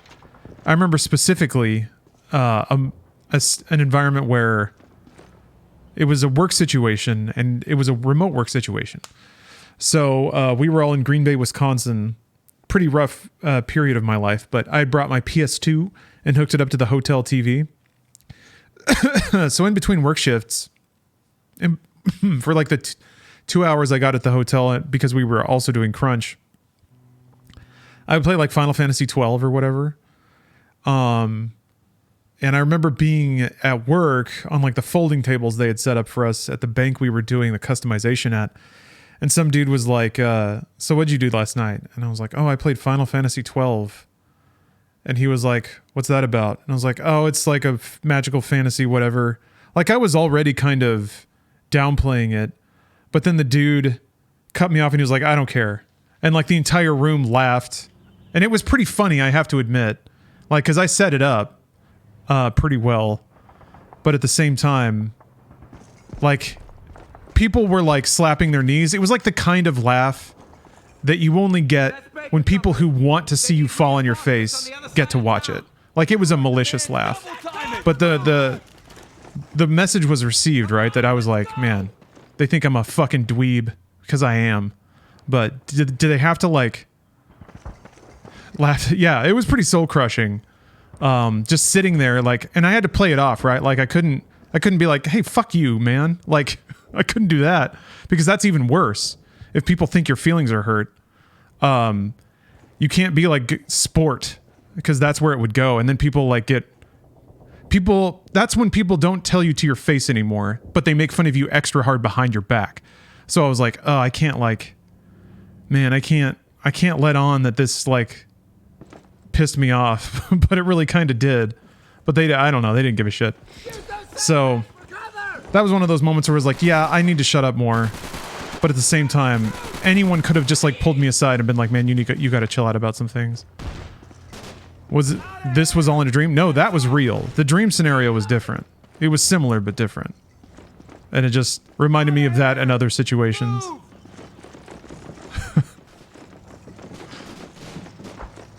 Absolutely wasn't Bruce. Bruce has only ever been kind. Let me tell you, Bruce will always give you a laugh. And the older I get, the more I realize that that's an incredible thing.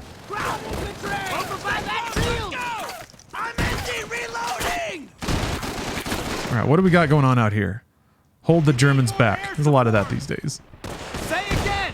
We've got armor advancing on our position! As I become more an adult at 26 now, I don't give a fuck what people think. I'll nerd out so much. Forget it. You mark targets. It's, yeah... It's better than those tanks running me over. It's easy to not care. It's harder to not let the friction that causes affect your day-to-day. Because if people don't like you, it straight up makes your life so much harder. To the extent where if you're just being practical, sometimes it is a lot easier to just not do a thing, or do a thing a particular way, or even be fake in a particular way. Sometimes it's absolutely worth it to be fake, just to not deal with shitheads. You can tell yourself it doesn't, like, matter, but man, people come up with all kinds of fascinating ways to fuck with you.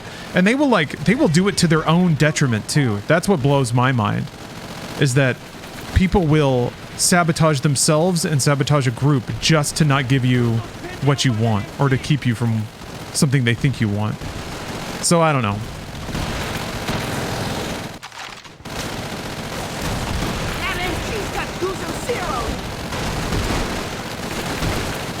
And honestly, like, the older I get too, the blurrier the line gets between, like being myself and not caring, and then, like, having genuine social empathy. You just have to think about all the things that annoy you, that other people do, and tell yourself, well, they think that I'm being unreasonable for being annoyed at that, and the way that maybe I think they're being unreasonable because I keep screaming about Pokemon. Extreme example, but you know, that's kind of, I try to flip it more, but that can, I don't know, that can be dangerous too. If you get too much in the habit of talking yourself out of thinking you're justified for being socially distressed, you may end up absorbing a lot more negativity. Yeah, compromise is a good way to, yeah, compromise. I think that's what I was lacking. Too loudly myself. Come to realize that everyone is neurodivergent. So you've spent 5 minutes on TikTok. Have you ever wanted to just eat macaroni and cheese and watch cartoons? Oh, you have autism, my friend. Fall back to rally point. The autistic urge to curl up with a cozy blanket. Spend 5 minutes in a room full of Zoomers.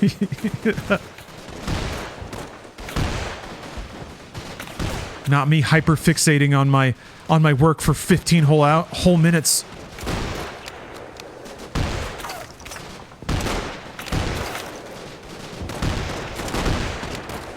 do you want me to do right now? Cover Dixon. All right.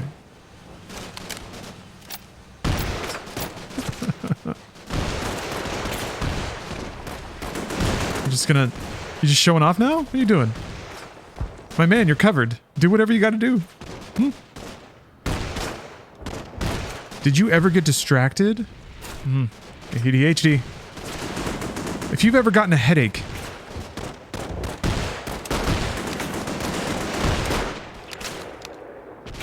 Do you ever worry what other people think?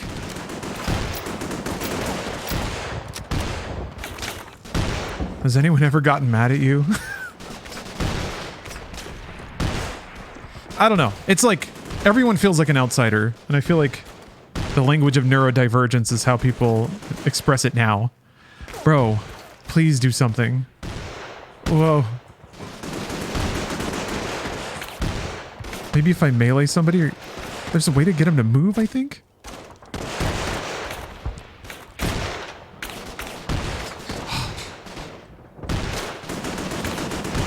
If you've ever liked what it looks like when ice cream gets swirled around, you may be entitled to financial compensation. There we go. Yes. So real. I'm so immersed.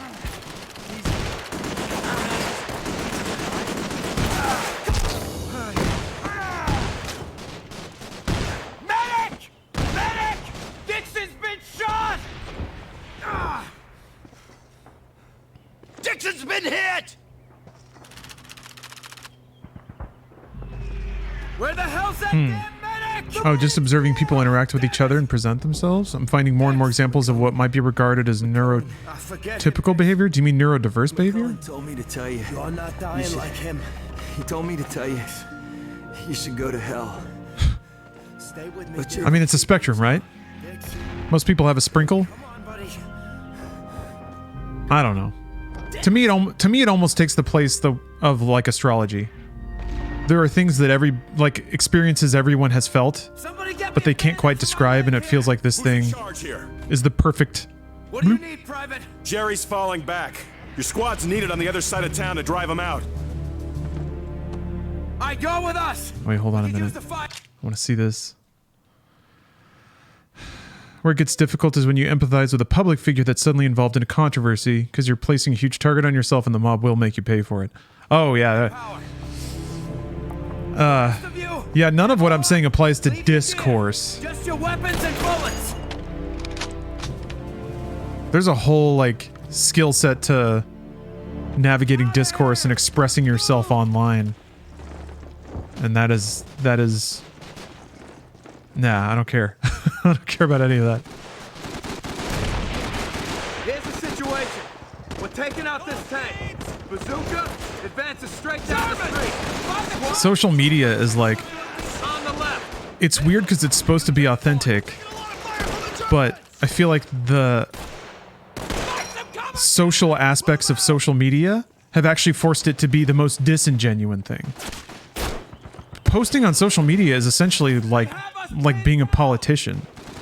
You can't say anything, because if you say anything, social media, with all of its mastery and AI, will find the exact person that's the most unpleasant to deliver it to, and then they'll just argue with you. So what was the point of expressing yourself? Reloading. I feel like the nature of engagement sorting has forced social media to be as bland and uninteresting as possible. It just has to be like the most like broadly palatable engagement farm, and that's it. Or just like soft invitations to dunk on something stupid. Or promotions. That's it. That's all. Exactly why I don't use social media. Twitch and YouTube are only one exception. Yeah, well, this feels authentic. I guess it would be less so if I felt the pressure to change what I do or how I act to fit Twitch's ecosystem, which honestly feels pretty authentic. The biggest, I guess the people would say the biggest problems there are just the hot tub meta, but whatever. Come on, give him hell.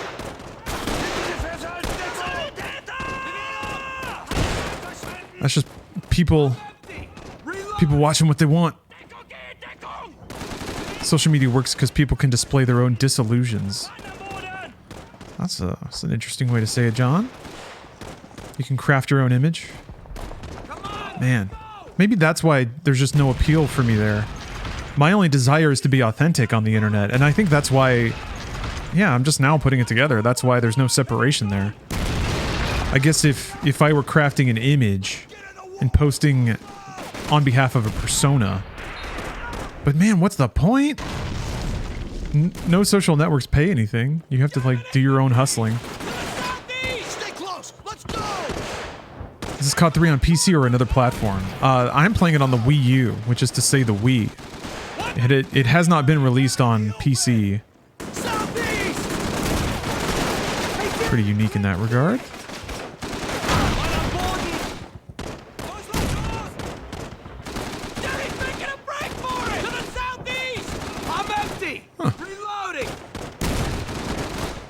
That's very kind, Doug. Thank you. I think I'm charming, or I think I'm a good host in this exact scenario. I could probably host a game show or a talk show. I think I'm moderately good at interviews and chatting people up. I thought about trying to do more interview pieces for games media. I'm just not very good at hustling. Trying to get, like, exciting subjects. What do you want me to do? Cover the anti-tank soldier. Oh, he's the good guy. Hey!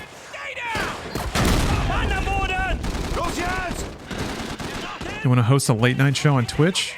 That'd be cool. I don't think anybody... I know that Twitch has experimented with that. I mean, Bruce hosted a variety show for Twitch. Honestly, you want to talk about good hosts? Holy shit. Bruce is king of the game.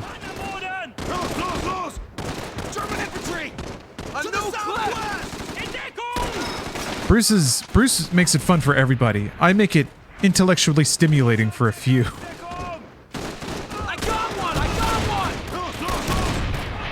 I could do a Charlie Rose for gaming kind of thing. I think that would be like... That could be where I could go, but like, even then, it's just gonna be like a pet project. I don't think that's anything that's gonna... Like, that's never gonna be popular. Wish you two would do more together? Well, me and Bruce? Well, we got, brought you this thing now. And we've been doing more and more, inside games. We're gonna do a drink along for the Game Awards. I'm really excited for that. Oh man. That's some of the most fun I have all year. Is just knocking back drinks and shooting the shit with Bruce over the ridiculousness of the Game Awards. When is that? December 7th, I believe?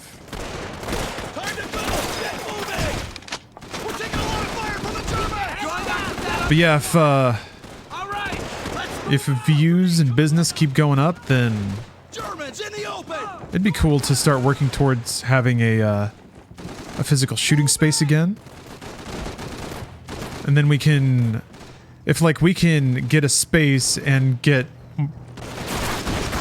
dedication is the wrong word, but if we can like get a more formalized production flow, then we can start to like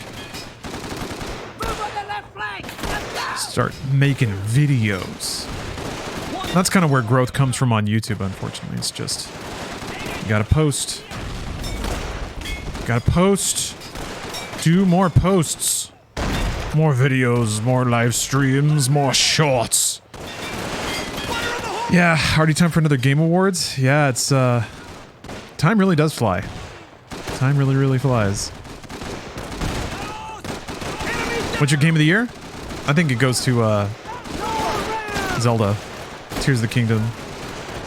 That game is divine. Baldur's Gate 3 is great. I'm not going to be mad if Baldur's Gate 3 gets it. And it probably will. I feel like it's, I feel like the narrative around it is more votable. It's like, oh boy, Zelda. Nintendo did it again. News at 11. But Baldur's Gate 3 has theoretically more of a Cinderella story. Although, honestly, it's kind of like a Witcher 3 scenario where everybody kind of got turned onto it late. And since they weren't really there, not that they should have been or anything like that, I'm trying to like extract out a bunch of assumptions, but technically it should be up, like it's been gestating for 3 years and it's been for sale. So, I don't know, it feels like that. Not that it's a problem with Baldur's Gate 3, but when is a game, like, eligible for awards? There are qualifications for it, but being for sale for 3 years before it is allowed to win an award seems a little odd. Yeah, that's true, Baldur's Gate. Or, Baldur's Gate, that's true, Captain, excuse me. As part of the narrative, I think it's also, yeah, it's a non-mainstreamish game. Although, I mean, Baldur's Gate 1 and 2 were from BioWare, but yeah, they were no way... They were in no way the kind of, like, worldwide phenomenon that Zelda already is. Yeah, that's true. That's part of that, like, discoverability narrative. Makes you want to vote for it more. I think it's also... I think the larger trend, honestly, is awards going to games that are more complicated video games. As opposed to, like, just the big, flashy, smooth... easy games winning Game of Award, or Game of the Year. Game of the Awards. Any thoughts on every nominee being a sequel or a remake? It's kind of more, it's more on the game buying public, I think. That's what gets it's kind of what gets the budgets. It's the brands.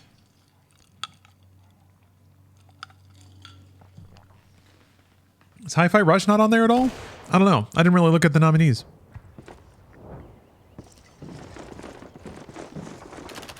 Take cover!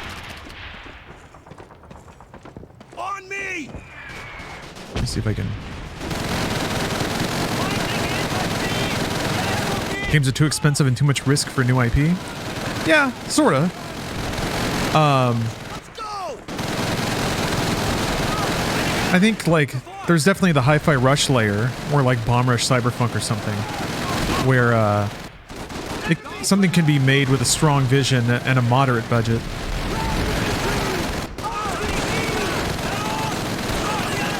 I don't know, I think all that's part of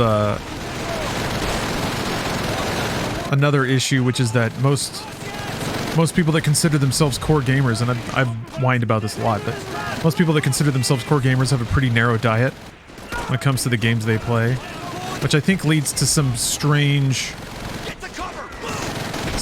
things. I don't know. You get things like Spider-Man 2 getting nominated for Best Narrative, which, it was fun. But Best Narrative? Best? Out of the entire year? The words on the page were the best? Let's move out!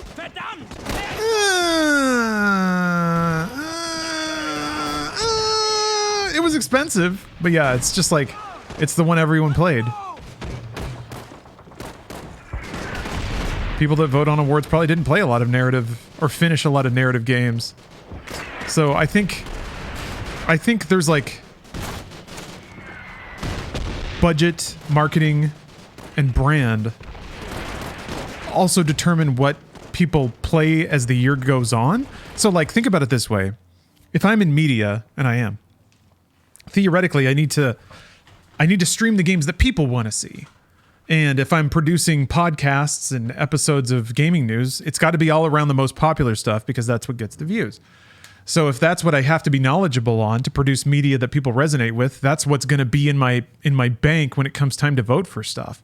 So I think it is a bit of a cyclical thing. There's not a whole lot of incentive for anyone in media or otherwise to discover and champion anything new, because it doesn't, like, you don't get any credit for it. You don't, the audience may like follow that directly, but it's never going to win out against the crushing weight of like GTA 6 or something like that. So yeah, I do think there is kind of a self-feeding system that can close off discussion of new things. And honestly, I do think it all goes back to the audience, though. If there isn't a whole there's a whole content industry around discovering like a new indie breakout hit, and like the only ups of the world or whatever. If you can find that stuff and kind of be on it early, then you can get a lift in metrics. But those sorts of things are breakouts because they're broadly enjoyable, not because they're intricate, unique, daring, artistic, or anything like that. Now, I have to couch my statements a little bit. That doesn't mean the inverse is always true, right? It doesn't mean that a broadly enjoyable game can't be artistic. These are just the trends. And the trends, I think, are determined by the nature of what people like and what captures their interest. All right, let's move out. I mean, I do think that leads to a bit more of a pro Sony bias in award voting and award season and all that. It's a pretty global brand. The big budget Sony games are the ones that have kind of a baked in audience.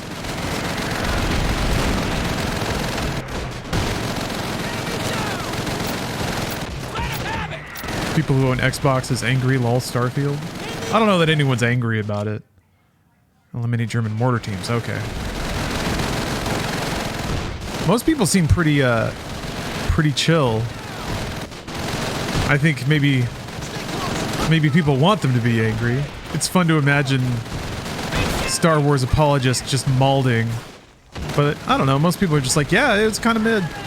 Even the people who like it are just like, yeah, fuck it. But yeah, I mean, I do think it's not great that Microsoft paid so much for Bethesda. Starfield ain't it. That was the game, man. That was supposed to be the game of a generation. Ah, well. Get him next time. Elder Scrolls 6 is going to be good, though, right? Almost got him. Now I got to do this, huh? Yeah, Tango gets to make games.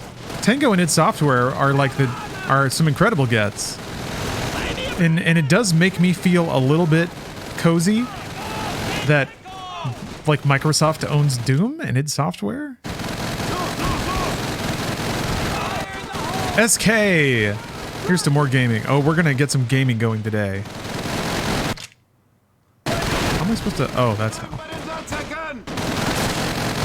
Oh, there's gonna be gaming. I get to use this? Fuck yeah.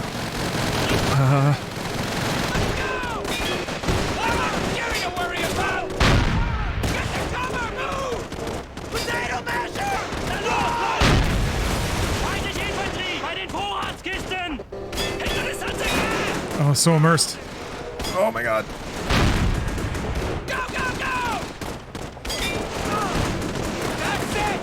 Here comes the gaming.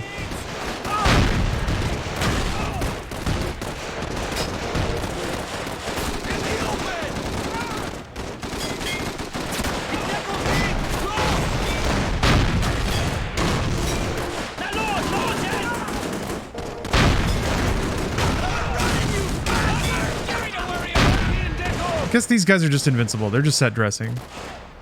Germans That's dumb. Over to the east.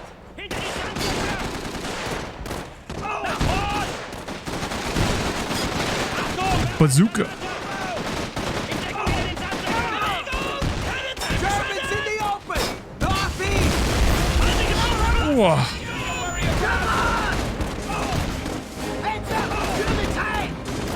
Bum bum bum bum bum bum bum bum bum bum bum. Eliminate the tiger tanks. All right.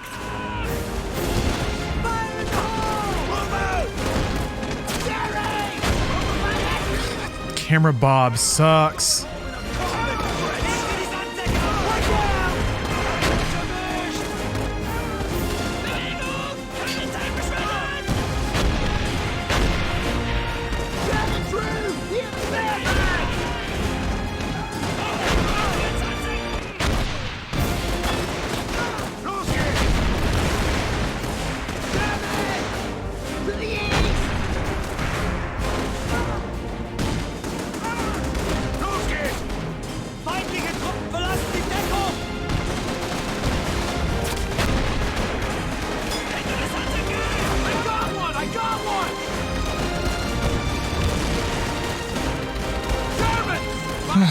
reinforcements. German tank! Another tank? Really? Or are you just saying stuff? Heads up, German tank! Heads up, German tank! God damn it. There's another tank.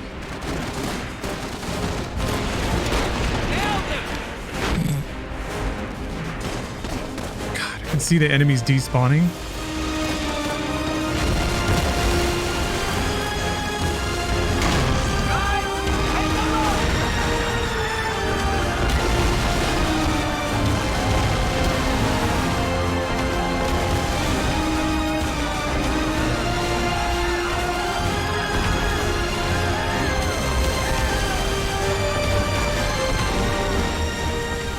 Wow. Freedom rang that day.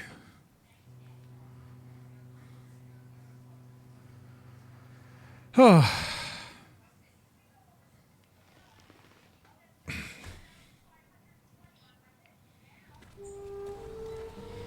Is that it? Is that it? Can I put the Wii remote away? Bury it in a shallow grave?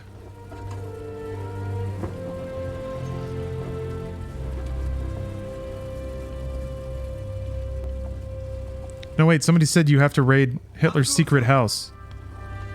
One rule, you're no good to me dead. Hey. It's like the beginning. Still not a rule, though. Guzzo. What kind of pep talk was that? You want inspiration, Private? Read a poem.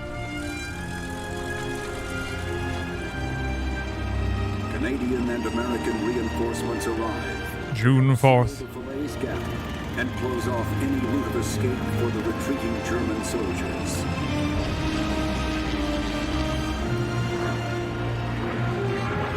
Four days later, Allied forces liberate Paris, bringing an end to the Battle of Normandy. And now the secret mission where you raid Hitler's mountain cottage. Mile High Club. Let's go.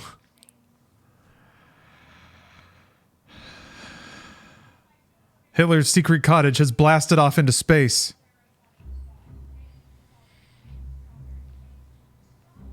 Nice. Yep. Dedicated to the brave Mujahideen fighters. Oh, cookie's gone. Thank you, Exact Entertainment, for immersing me in World War II. It is not COD 4 time, Ansem. How dare you?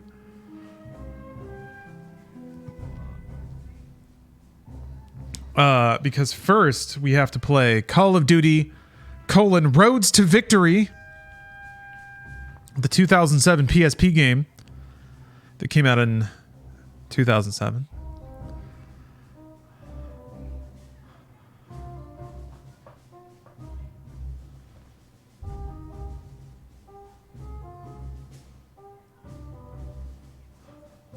Man, look at these classy credits. The two titles at once.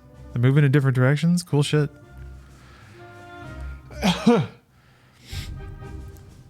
All right, Call of Duty 3.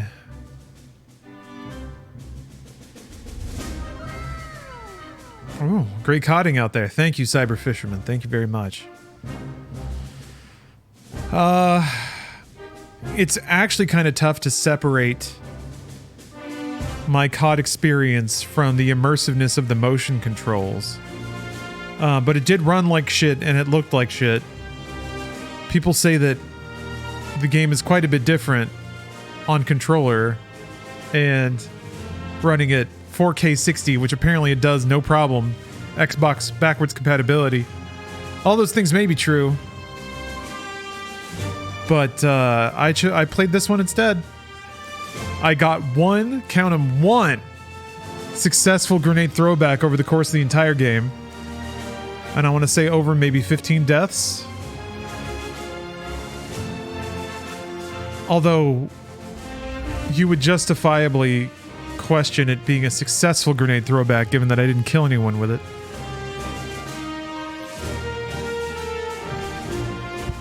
In terms of design though, there were like, it's pretty clear the technical showpiece of this game is the open map that they have you drive through a couple of times with different road barriers in the way. That's neat. The idea of trying to create Call of Duty style sequences with less boundaries, because usually those sorts of sequences are like rail shooting sequences or something like that. So having you actually drive was pretty neat, which means they had to have all the driving physics and stuff in the game. And of all the things that were busted about this game, that was one of the, like, that actually worked weirdly. Pheasant Chromatic, thank you for the sub. You can almost see the bones of, like, going towards a Battlefield kind of experience there, because Battlefield 1942 was, you know, that game came out in what, like 2002? I think wait, when did Battlefield 2 come out? That was before this.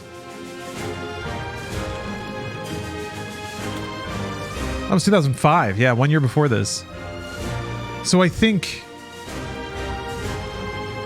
there might have been some inkling that moving towards big open battlefields like that was the future. Thinking about it at the time, that was certainly the aspiration. At least on console. Those games did exist on PC years before, but the poor console players didn't know that.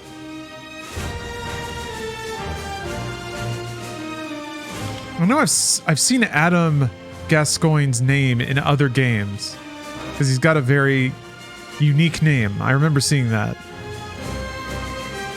Yes, Chaim. Next is the Call of Duty PSP game, Call of Duty Roads to Victory. Jay Genway, thanks for the sub. I hope that it doesn't fight me as much as this game did in terms of emulation. Berlangieri.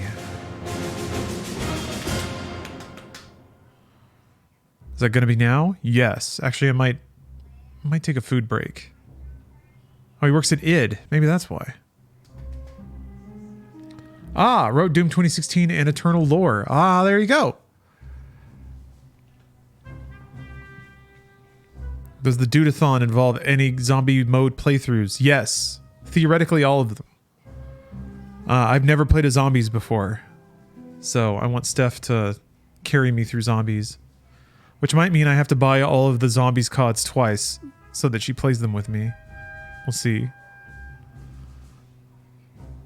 Because I'm going to be on PC. I'll be damned if I'm going to buy goddamn COD. Maybe I buy COD twice? Nah, we'll figure it out.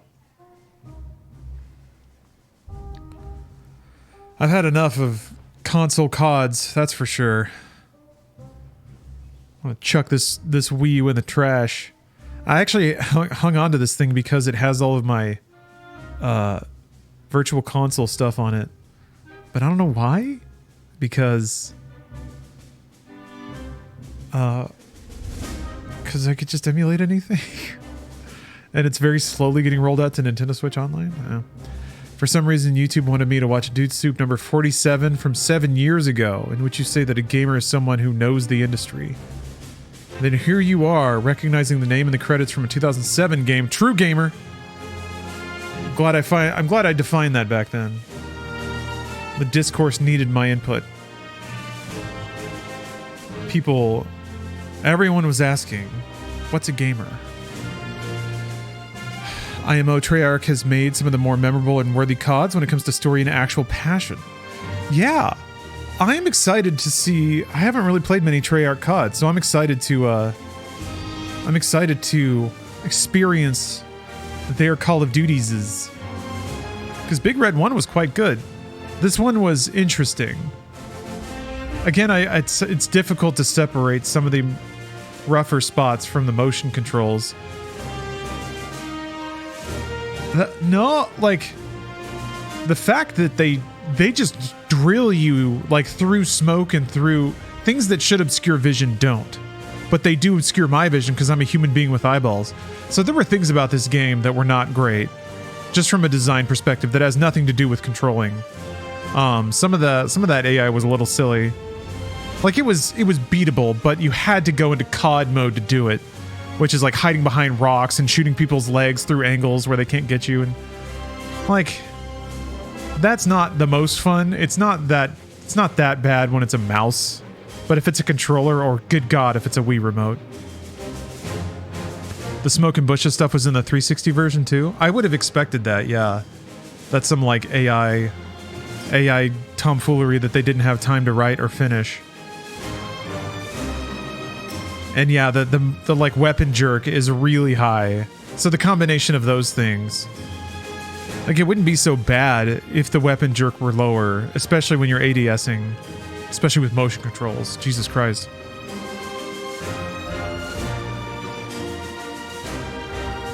Also, I think it's super notable that this game has lock-on ADS. It's garbage. It's really, really bad with motion controls. It's like wretched with tilt controls. Yeah, I love that shit. I'm using tilt controls. It's absolutely wretched because you go ADS, it yanks your crosshair to like center mass on a dude, but if your cursor is off center, then you immediately start drifting away, and that happens so much. Is like I would ADS thinking that I was moving the aim towards the guy, but it would zoom to him and then keep scrolling past. So not great there, but I thought Infinity Ward came up with that, and it turns out Treyarch did. So that's really interesting. Treyarch came up with... Infinity Ward had the smoke grenades, which is actually a really cool mechanic, especially for a cover-based shooter like this. But Treyarch had throwing grenades back and ADS lock-on. So that's kind of interesting. I like tracking the technical firsts in a franchise that multiple developers work on. Like, whose good idea then became a franchise staple that other developers start to kind of roll with. It's the back and forth that I find really interesting. Unfortunately, Verbose Toast, there is a COD spin-off before Modern Warfare. Roads to Victory.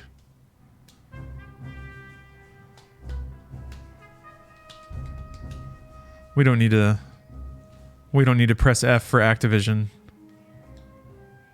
Some publishers are respectable.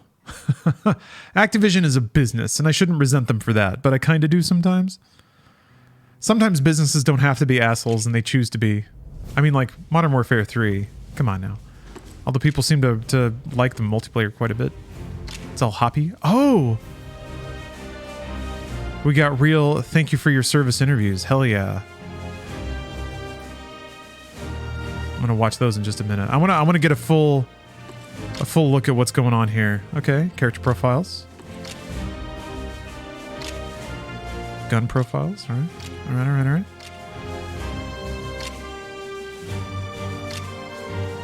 I like this stuff a lot.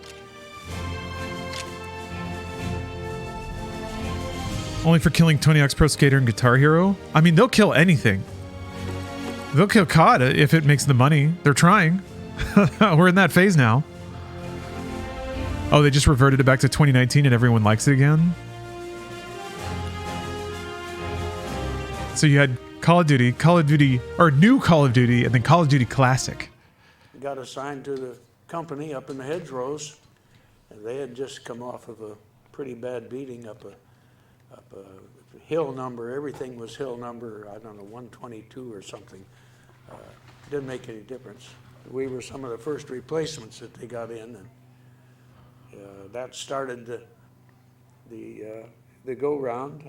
We were in the deep hedgerows, which is the best place in the world to defend and the worst place in the world to attack, especially if the people that you're attacking have been there for a year or two, know every place, had it all well zeroed in. You sat in one place too long, why, you got a mortar in your hind pocket, the left or right, it didn't make any difference. Till we got out of there and started across the country with General Patton, why, it was touch and go. But the first action that I really saw was Sevis Island, and that's was not a good experience. We went up through Bourg St. Leonard, which I remember because we got really shelled. They were really trying to keep the gap open. The Falaise Gap was a place where 3 or 4 major highways went through a big set of rolling hills. They call them mountains, we call them hills, and they all came through the same place. at this town of Chambois, which formed what they called the Gap, the Falaise Gap. And they were trying to get everything they could out of it. It was the worst mess you ever saw. I never have seen such carnage. We moved on up into the town of Chambois, went through the town, and set up in the edge of an orchard. We pulled in there at night and set up our machine guns to cover the field, which was where anybody could largely attack from us. There was a lot of noise across the field, but we couldn't tell what it was. It was getting dark. So we set up, bedded down. We'd been a long ways that day. When we got up at the crack of dawn, there's even more noise over there, and all of a sudden, it occurs to us when we could see real well, those are Germans making all that noise. And on top of that, they're lining up tanks and setting up guns. Well, we started shooting at the trucks and cars and stuff, and the people we could see running around. The tanks were maneuvering, and pretty soon across the field they came. And one of the things you learned was you don't shoot 30 caliber machine guns at big tanks. And there's several reasons. First, it gets their attention, which you really don't want. And second, it makes them mad, which is even worse. And third, it doesn't do any good at all. It just does the first two things. But we shot off the infantry that they had for support. We could do that. A couple of trucks behind them, we managed to set them on fire. Hell yeah. But as the tanks got closer, there wasn't anything we could do. And so the lieutenants that was with us and the sergeant says, sit tight, until they get real close. Because if they're real close, they can't see very well. Mm-hmm. And if you've shot off their infantry, they do that. Well, we waited till they got right in almost amongst us, and then we took off. We went back across the stream, set up in the farm, and the tanks milled around for a while, but with no support, they were vulnerable, so they backed off and went back across the field. Pretty soon they lined up to come up again, and we shot at what we could and then took off again and back towards, but we'd got up some tank destroyers, which were, we finally learned that our Shermans couldn't outgun an 88. But we brought them up to the edge of the ditch, but they couldn't see through this orchard and all the sheds and stuff that were there. And we're back screaming at them, get those tanks off of us, and they said, we can't see them, we can't shoot them. Well, then comes the idea, maybe early on shell shock or something. I can see where they are, and I can see you. If I show you where they are, will you fire blind? And then we'll correct. And they said, sure. So, all right, and I lined it up myself and say that small building there, which were made just out of almost loose stones. There's a big tank right behind that one. You aim at me, and I'll line up. I'll get out of the road, and then you shoot. And those guys are good. They would put an armor piercing through the building and then follow it up with an HE. And they never parked in wide open. They parked behind trees or bushes or something. And they knocked out 2 tanks and chased another one off. And that was working. I'm still out in the middle, feeling pretty smart, hiding behind an apple tree, apple orchard.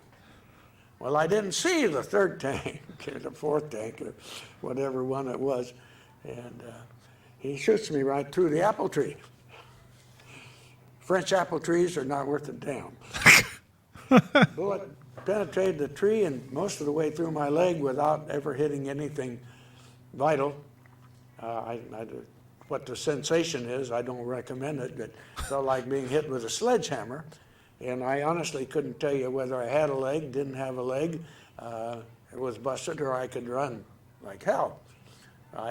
Tank is coming after me. He quit shooting. I guess he's going to run over me. I don't know. Maybe he thought he didn't need to. And real quick decision, either I can run like hell or this is it. And I took off out of there like a screaming bullet. Ran around the corner of a building and fell over another tank. this is one of the so-called humorous things that you like to remember later. Clang. I ran into that thing. It must have made a terrible racket. Fell down, looked up, and there's a German up in the turret trying to assess the situation. I suppose a tank commander maybe. And for once, thank goodness for training, I was still carrying my rifle. And I recovered before he did and shot him. He went plunk down the tank, and I went zip again back towards Mother. Mother, that's the 2 tank destroyers. The tank's right behind me. They said that I got about 40, 50 feet from the ditch, and he went zip down in the ditch. I'm snuggled up between dead horses, cows, Germans, in this creek in the bottom. Anyhow, when the smoke cleared, they'd knocked out a couple of the tanks, damaged the other ones, so they left, and came down in the ditch and dragged me out. Said they had to pour some water over me before they could get too close to me. I'm deafer than a post. Got me up to the top and checked me out to see that other than the hole in my leg, which at the speed I'd come in wasn't too bad. Washed me down. I went over to an aid station, and doctor slaps a super Band-Aid on it and said, "You want to go to the hospital?" And I said, "No, I'm still mobile." And give me a cup of coffee and a shot of they whiskey. closed the gap, and the prisoners started. As soon as we shot up to the last tanks, white flags started popping up. We'd had a lot of different people wounded and everything. And the problem was, once they sent them to the hospital, we didn't get them back. And you get really attached. They say family ties are strong. The ties you get with the people you serve with like that are about as strong as they can get.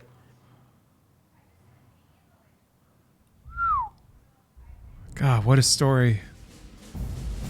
Tyler F. Thank you for the kind message, asking me to bring back hard netting. I'm kind of waiting for the right opportunity. If we follow the content path with Brought You This Thing, it's what? We do maybe one more video a week, and then it's just right to podcast so that we can tell people to buy Manscaped or whatever. Yeah, maybe I can force it in there. We have the Games Cast, but I definitely want to keep the Games Cast gaming focused. Hardnet should be a segment on your new show, Flights of Fantasy. The world needs another general nerd culture variety show.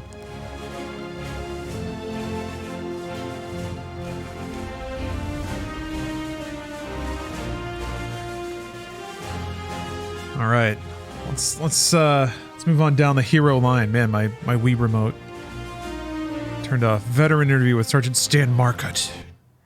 In Sherman tank, I was my function was the main gunner. The whole team was 5 of us. The commander of the tank, I was the gunner, then the loader and the radio operator, and then down in the front there was a driver and a second driver, which also had a machine gun in the bottom. So now, my very beginning, when we went in the battle not very far from Caen, was a little shaky. After a couple of days, you get used to it. So when you see killed people, killed soldiers, you don't react. It's only first day that you are shaking. Jesus. And after that, well, it's like nothing, because your affection is different. I mean, because you get used to it. Until we got on that hill 262, the Falaise. That was a hell. I don't know how many vehicles we destroyed. We lost 5 tanks. In my tank, we got 2 anti-tank bullets. One bullet hit the transmission where the oil flown everywhere and a fire started. So in a tank, the oil was burning. So now the main driver was killed second next to him was killed. I was shocked and lost my power to do anything. I was halfway, didn't know what to do. But the loader, he got out first. The commanding, he jumped out from the tank.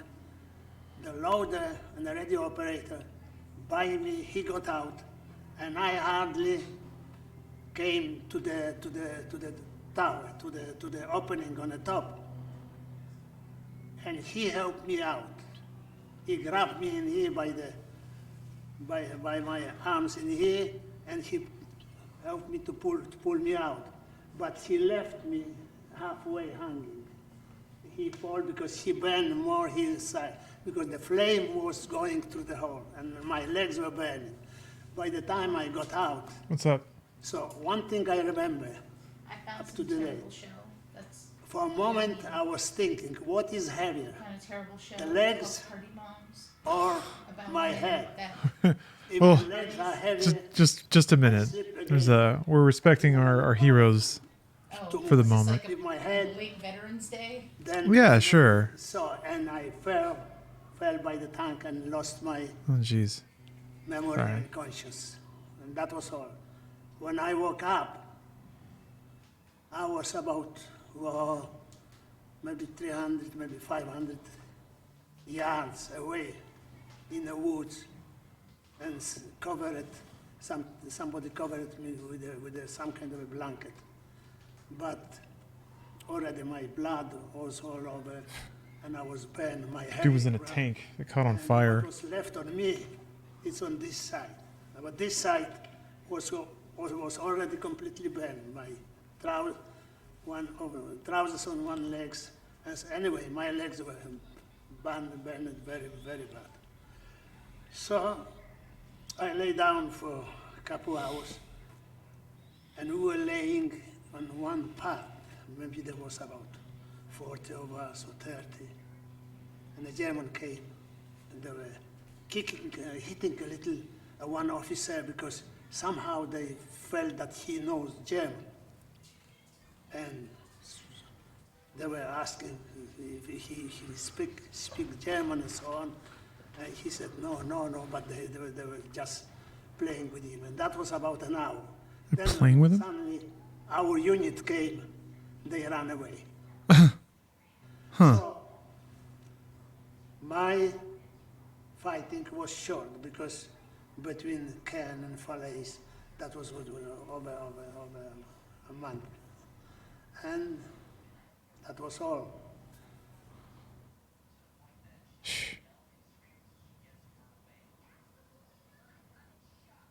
Gross.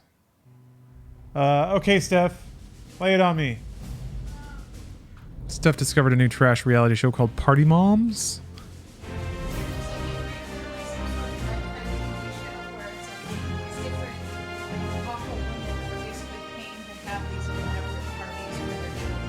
Oh, okay. So it's the mom planning these things. So the first one was like Beverly Hills Mom. The second one, though, like, do you remember Drop Dead Doors? Not well. Yeah. Like the Kirstie Alley, like that movie. This mom is basically that mom, like in the Midwest, and she made her daughter do a dance because she was like, "We want this to be a celebrity pool party," and I'm like, "They're in like Oklahoma. There's no celebrity party that's happening here." But the greatest thing, the two celebrities that they were able to get, quote unquote, Yeah.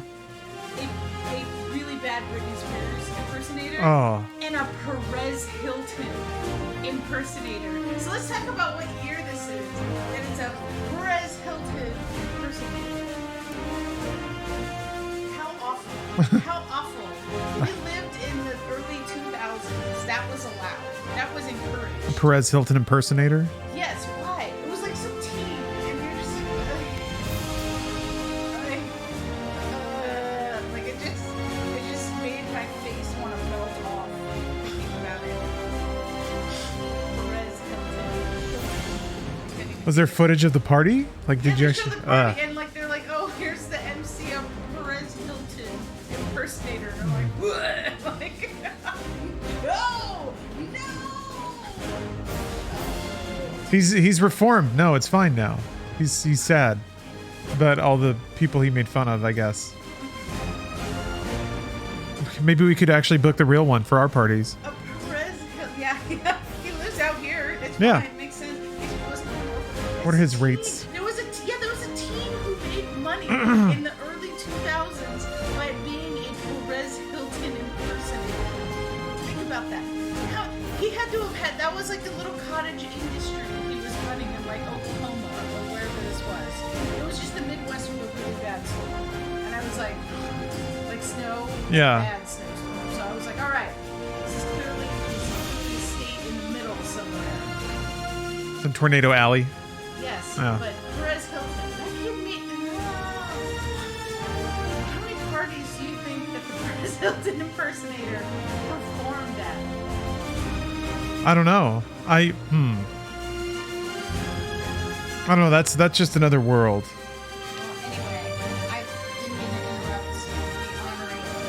Yeah, there's some real actual honor going on here. When we I bumped it. Up to drive onto Falaise, they had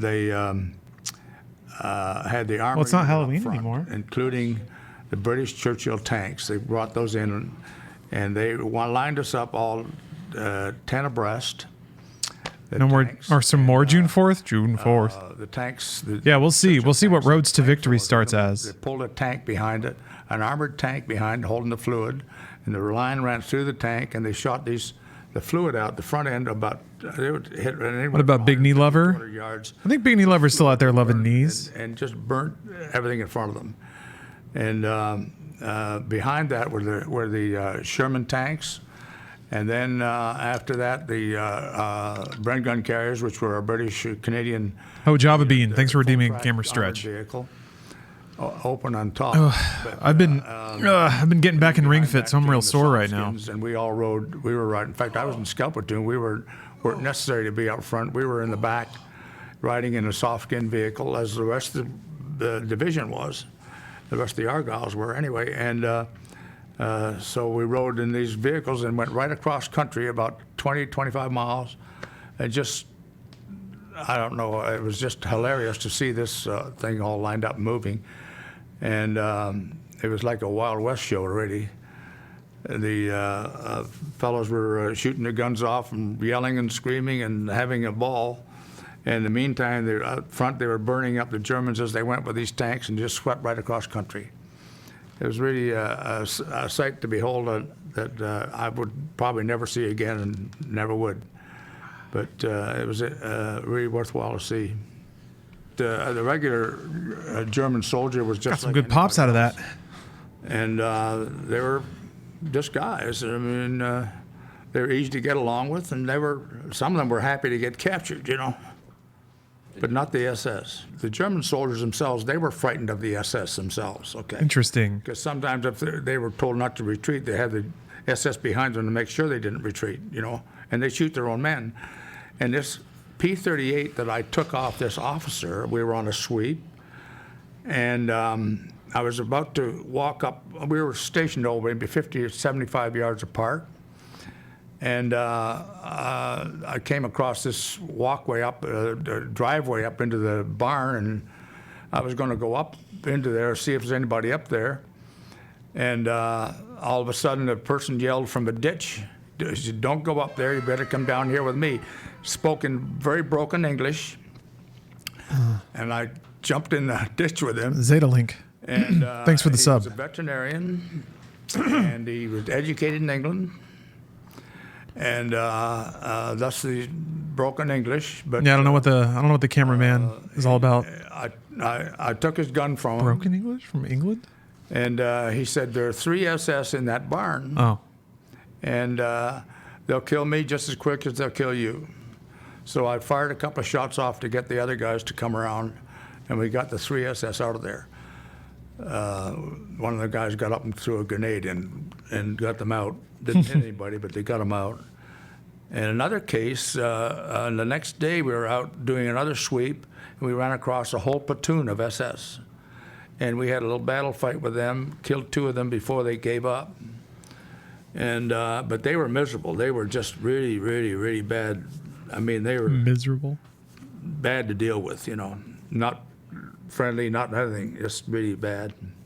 At the Falaise Gap, when the Germans were trying to break through, that was the worst scene I've ever seen or ever want to see ever.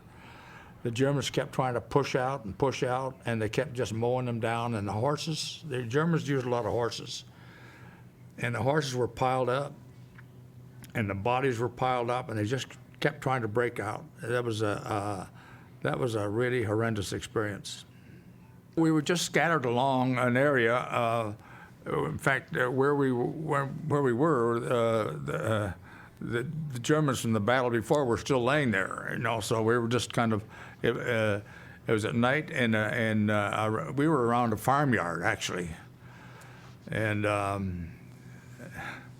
in fact, later on, when the Germans had stopped them, and we were going back, and it was so dark that you couldn't see your hand in front of you almost. And I never will forget, and another fellow and I were heading back towards the barn, and we ran smack dab into a cow. Better than a tank, I guess. Because we didn't know there was a cow there, and you couldn't see it. That's how dark it was. That was unusual, because always, usually at night, you'd see something, but that was a very dark night. But we got the word that to pull back, since they knew at some point in time, they knew the Germans had quit. So the scout platoon got pretty well depleted by the time we got to Germany. From originally altogether maybe 30 guys, it wound up being about 10 by the time we got to Germany. The depletion got pretty heavy. I've often said that I'd never do that again, never volunteer again.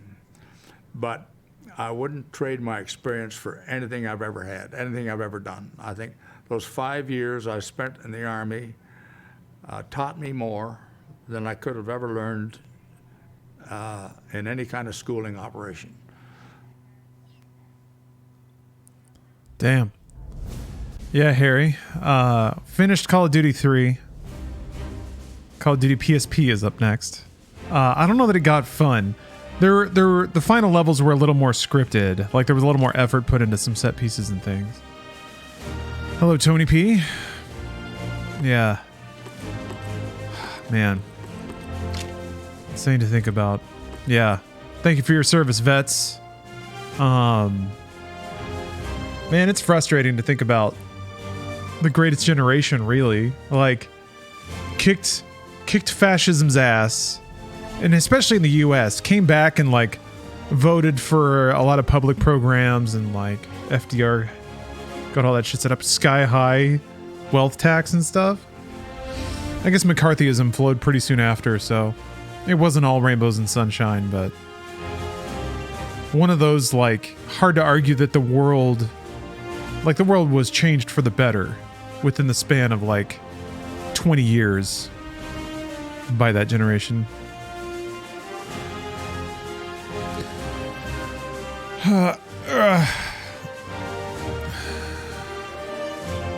Baby boomer best generation? Well, now hold on. I'm talking about the greatest generation. The boomers came after. We're not so fond of them. They basically vetoed all that stuff in the Reagan years. So we can tell the boomers to go fuck themselves. Greatest generation is different. Yeah, that was 1 year after, or one gen after. Yeah, the boomers are what happened when the greatest generation came home and fucked because they had saved democracy. So there was the baby boom of everyone coming back to the United States. And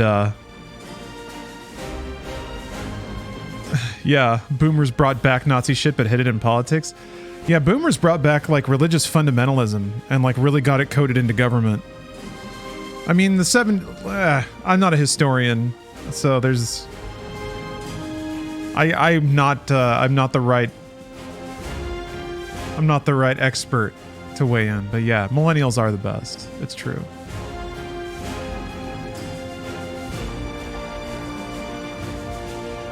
Are we though? I don't know. People keep buying SUVs. That's not great. I feel like millennials are aware of all of the dumb things our generation is doing, but there's like a divide, I guess. Plenty of millennials out there that just are like seem to crave consumptive lifestyle. Like pretty much wanting to pursue that as a whole, the whole package. Yeah, Aesop, the whole Nixon fallout was not great. I mean JFK before that and all. Just like a series of hijacks of the U.S. government, and then the American people are just like, well, what the fuck are we supposed to do about that? We can vote, but the whole system has been hijacked by shit. So, all right, Call of Duty 3 complete. Oh my god. Time for PSP COD. Yeah, sorry. The greatest generation of games are on the PSP. And we're gonna go experience one of the most patriotic. I'm curious to see how this is gonna work out. Is it gonna be like face buttons and stick make you move and look? I guess we'll see. I'll be back soon. I'm gonna use the restroom and stretch and maybe get a yogurt. Might be time for Gert. But I'll be back soon. Thanks for watching, everybody. And I will see you in just a second.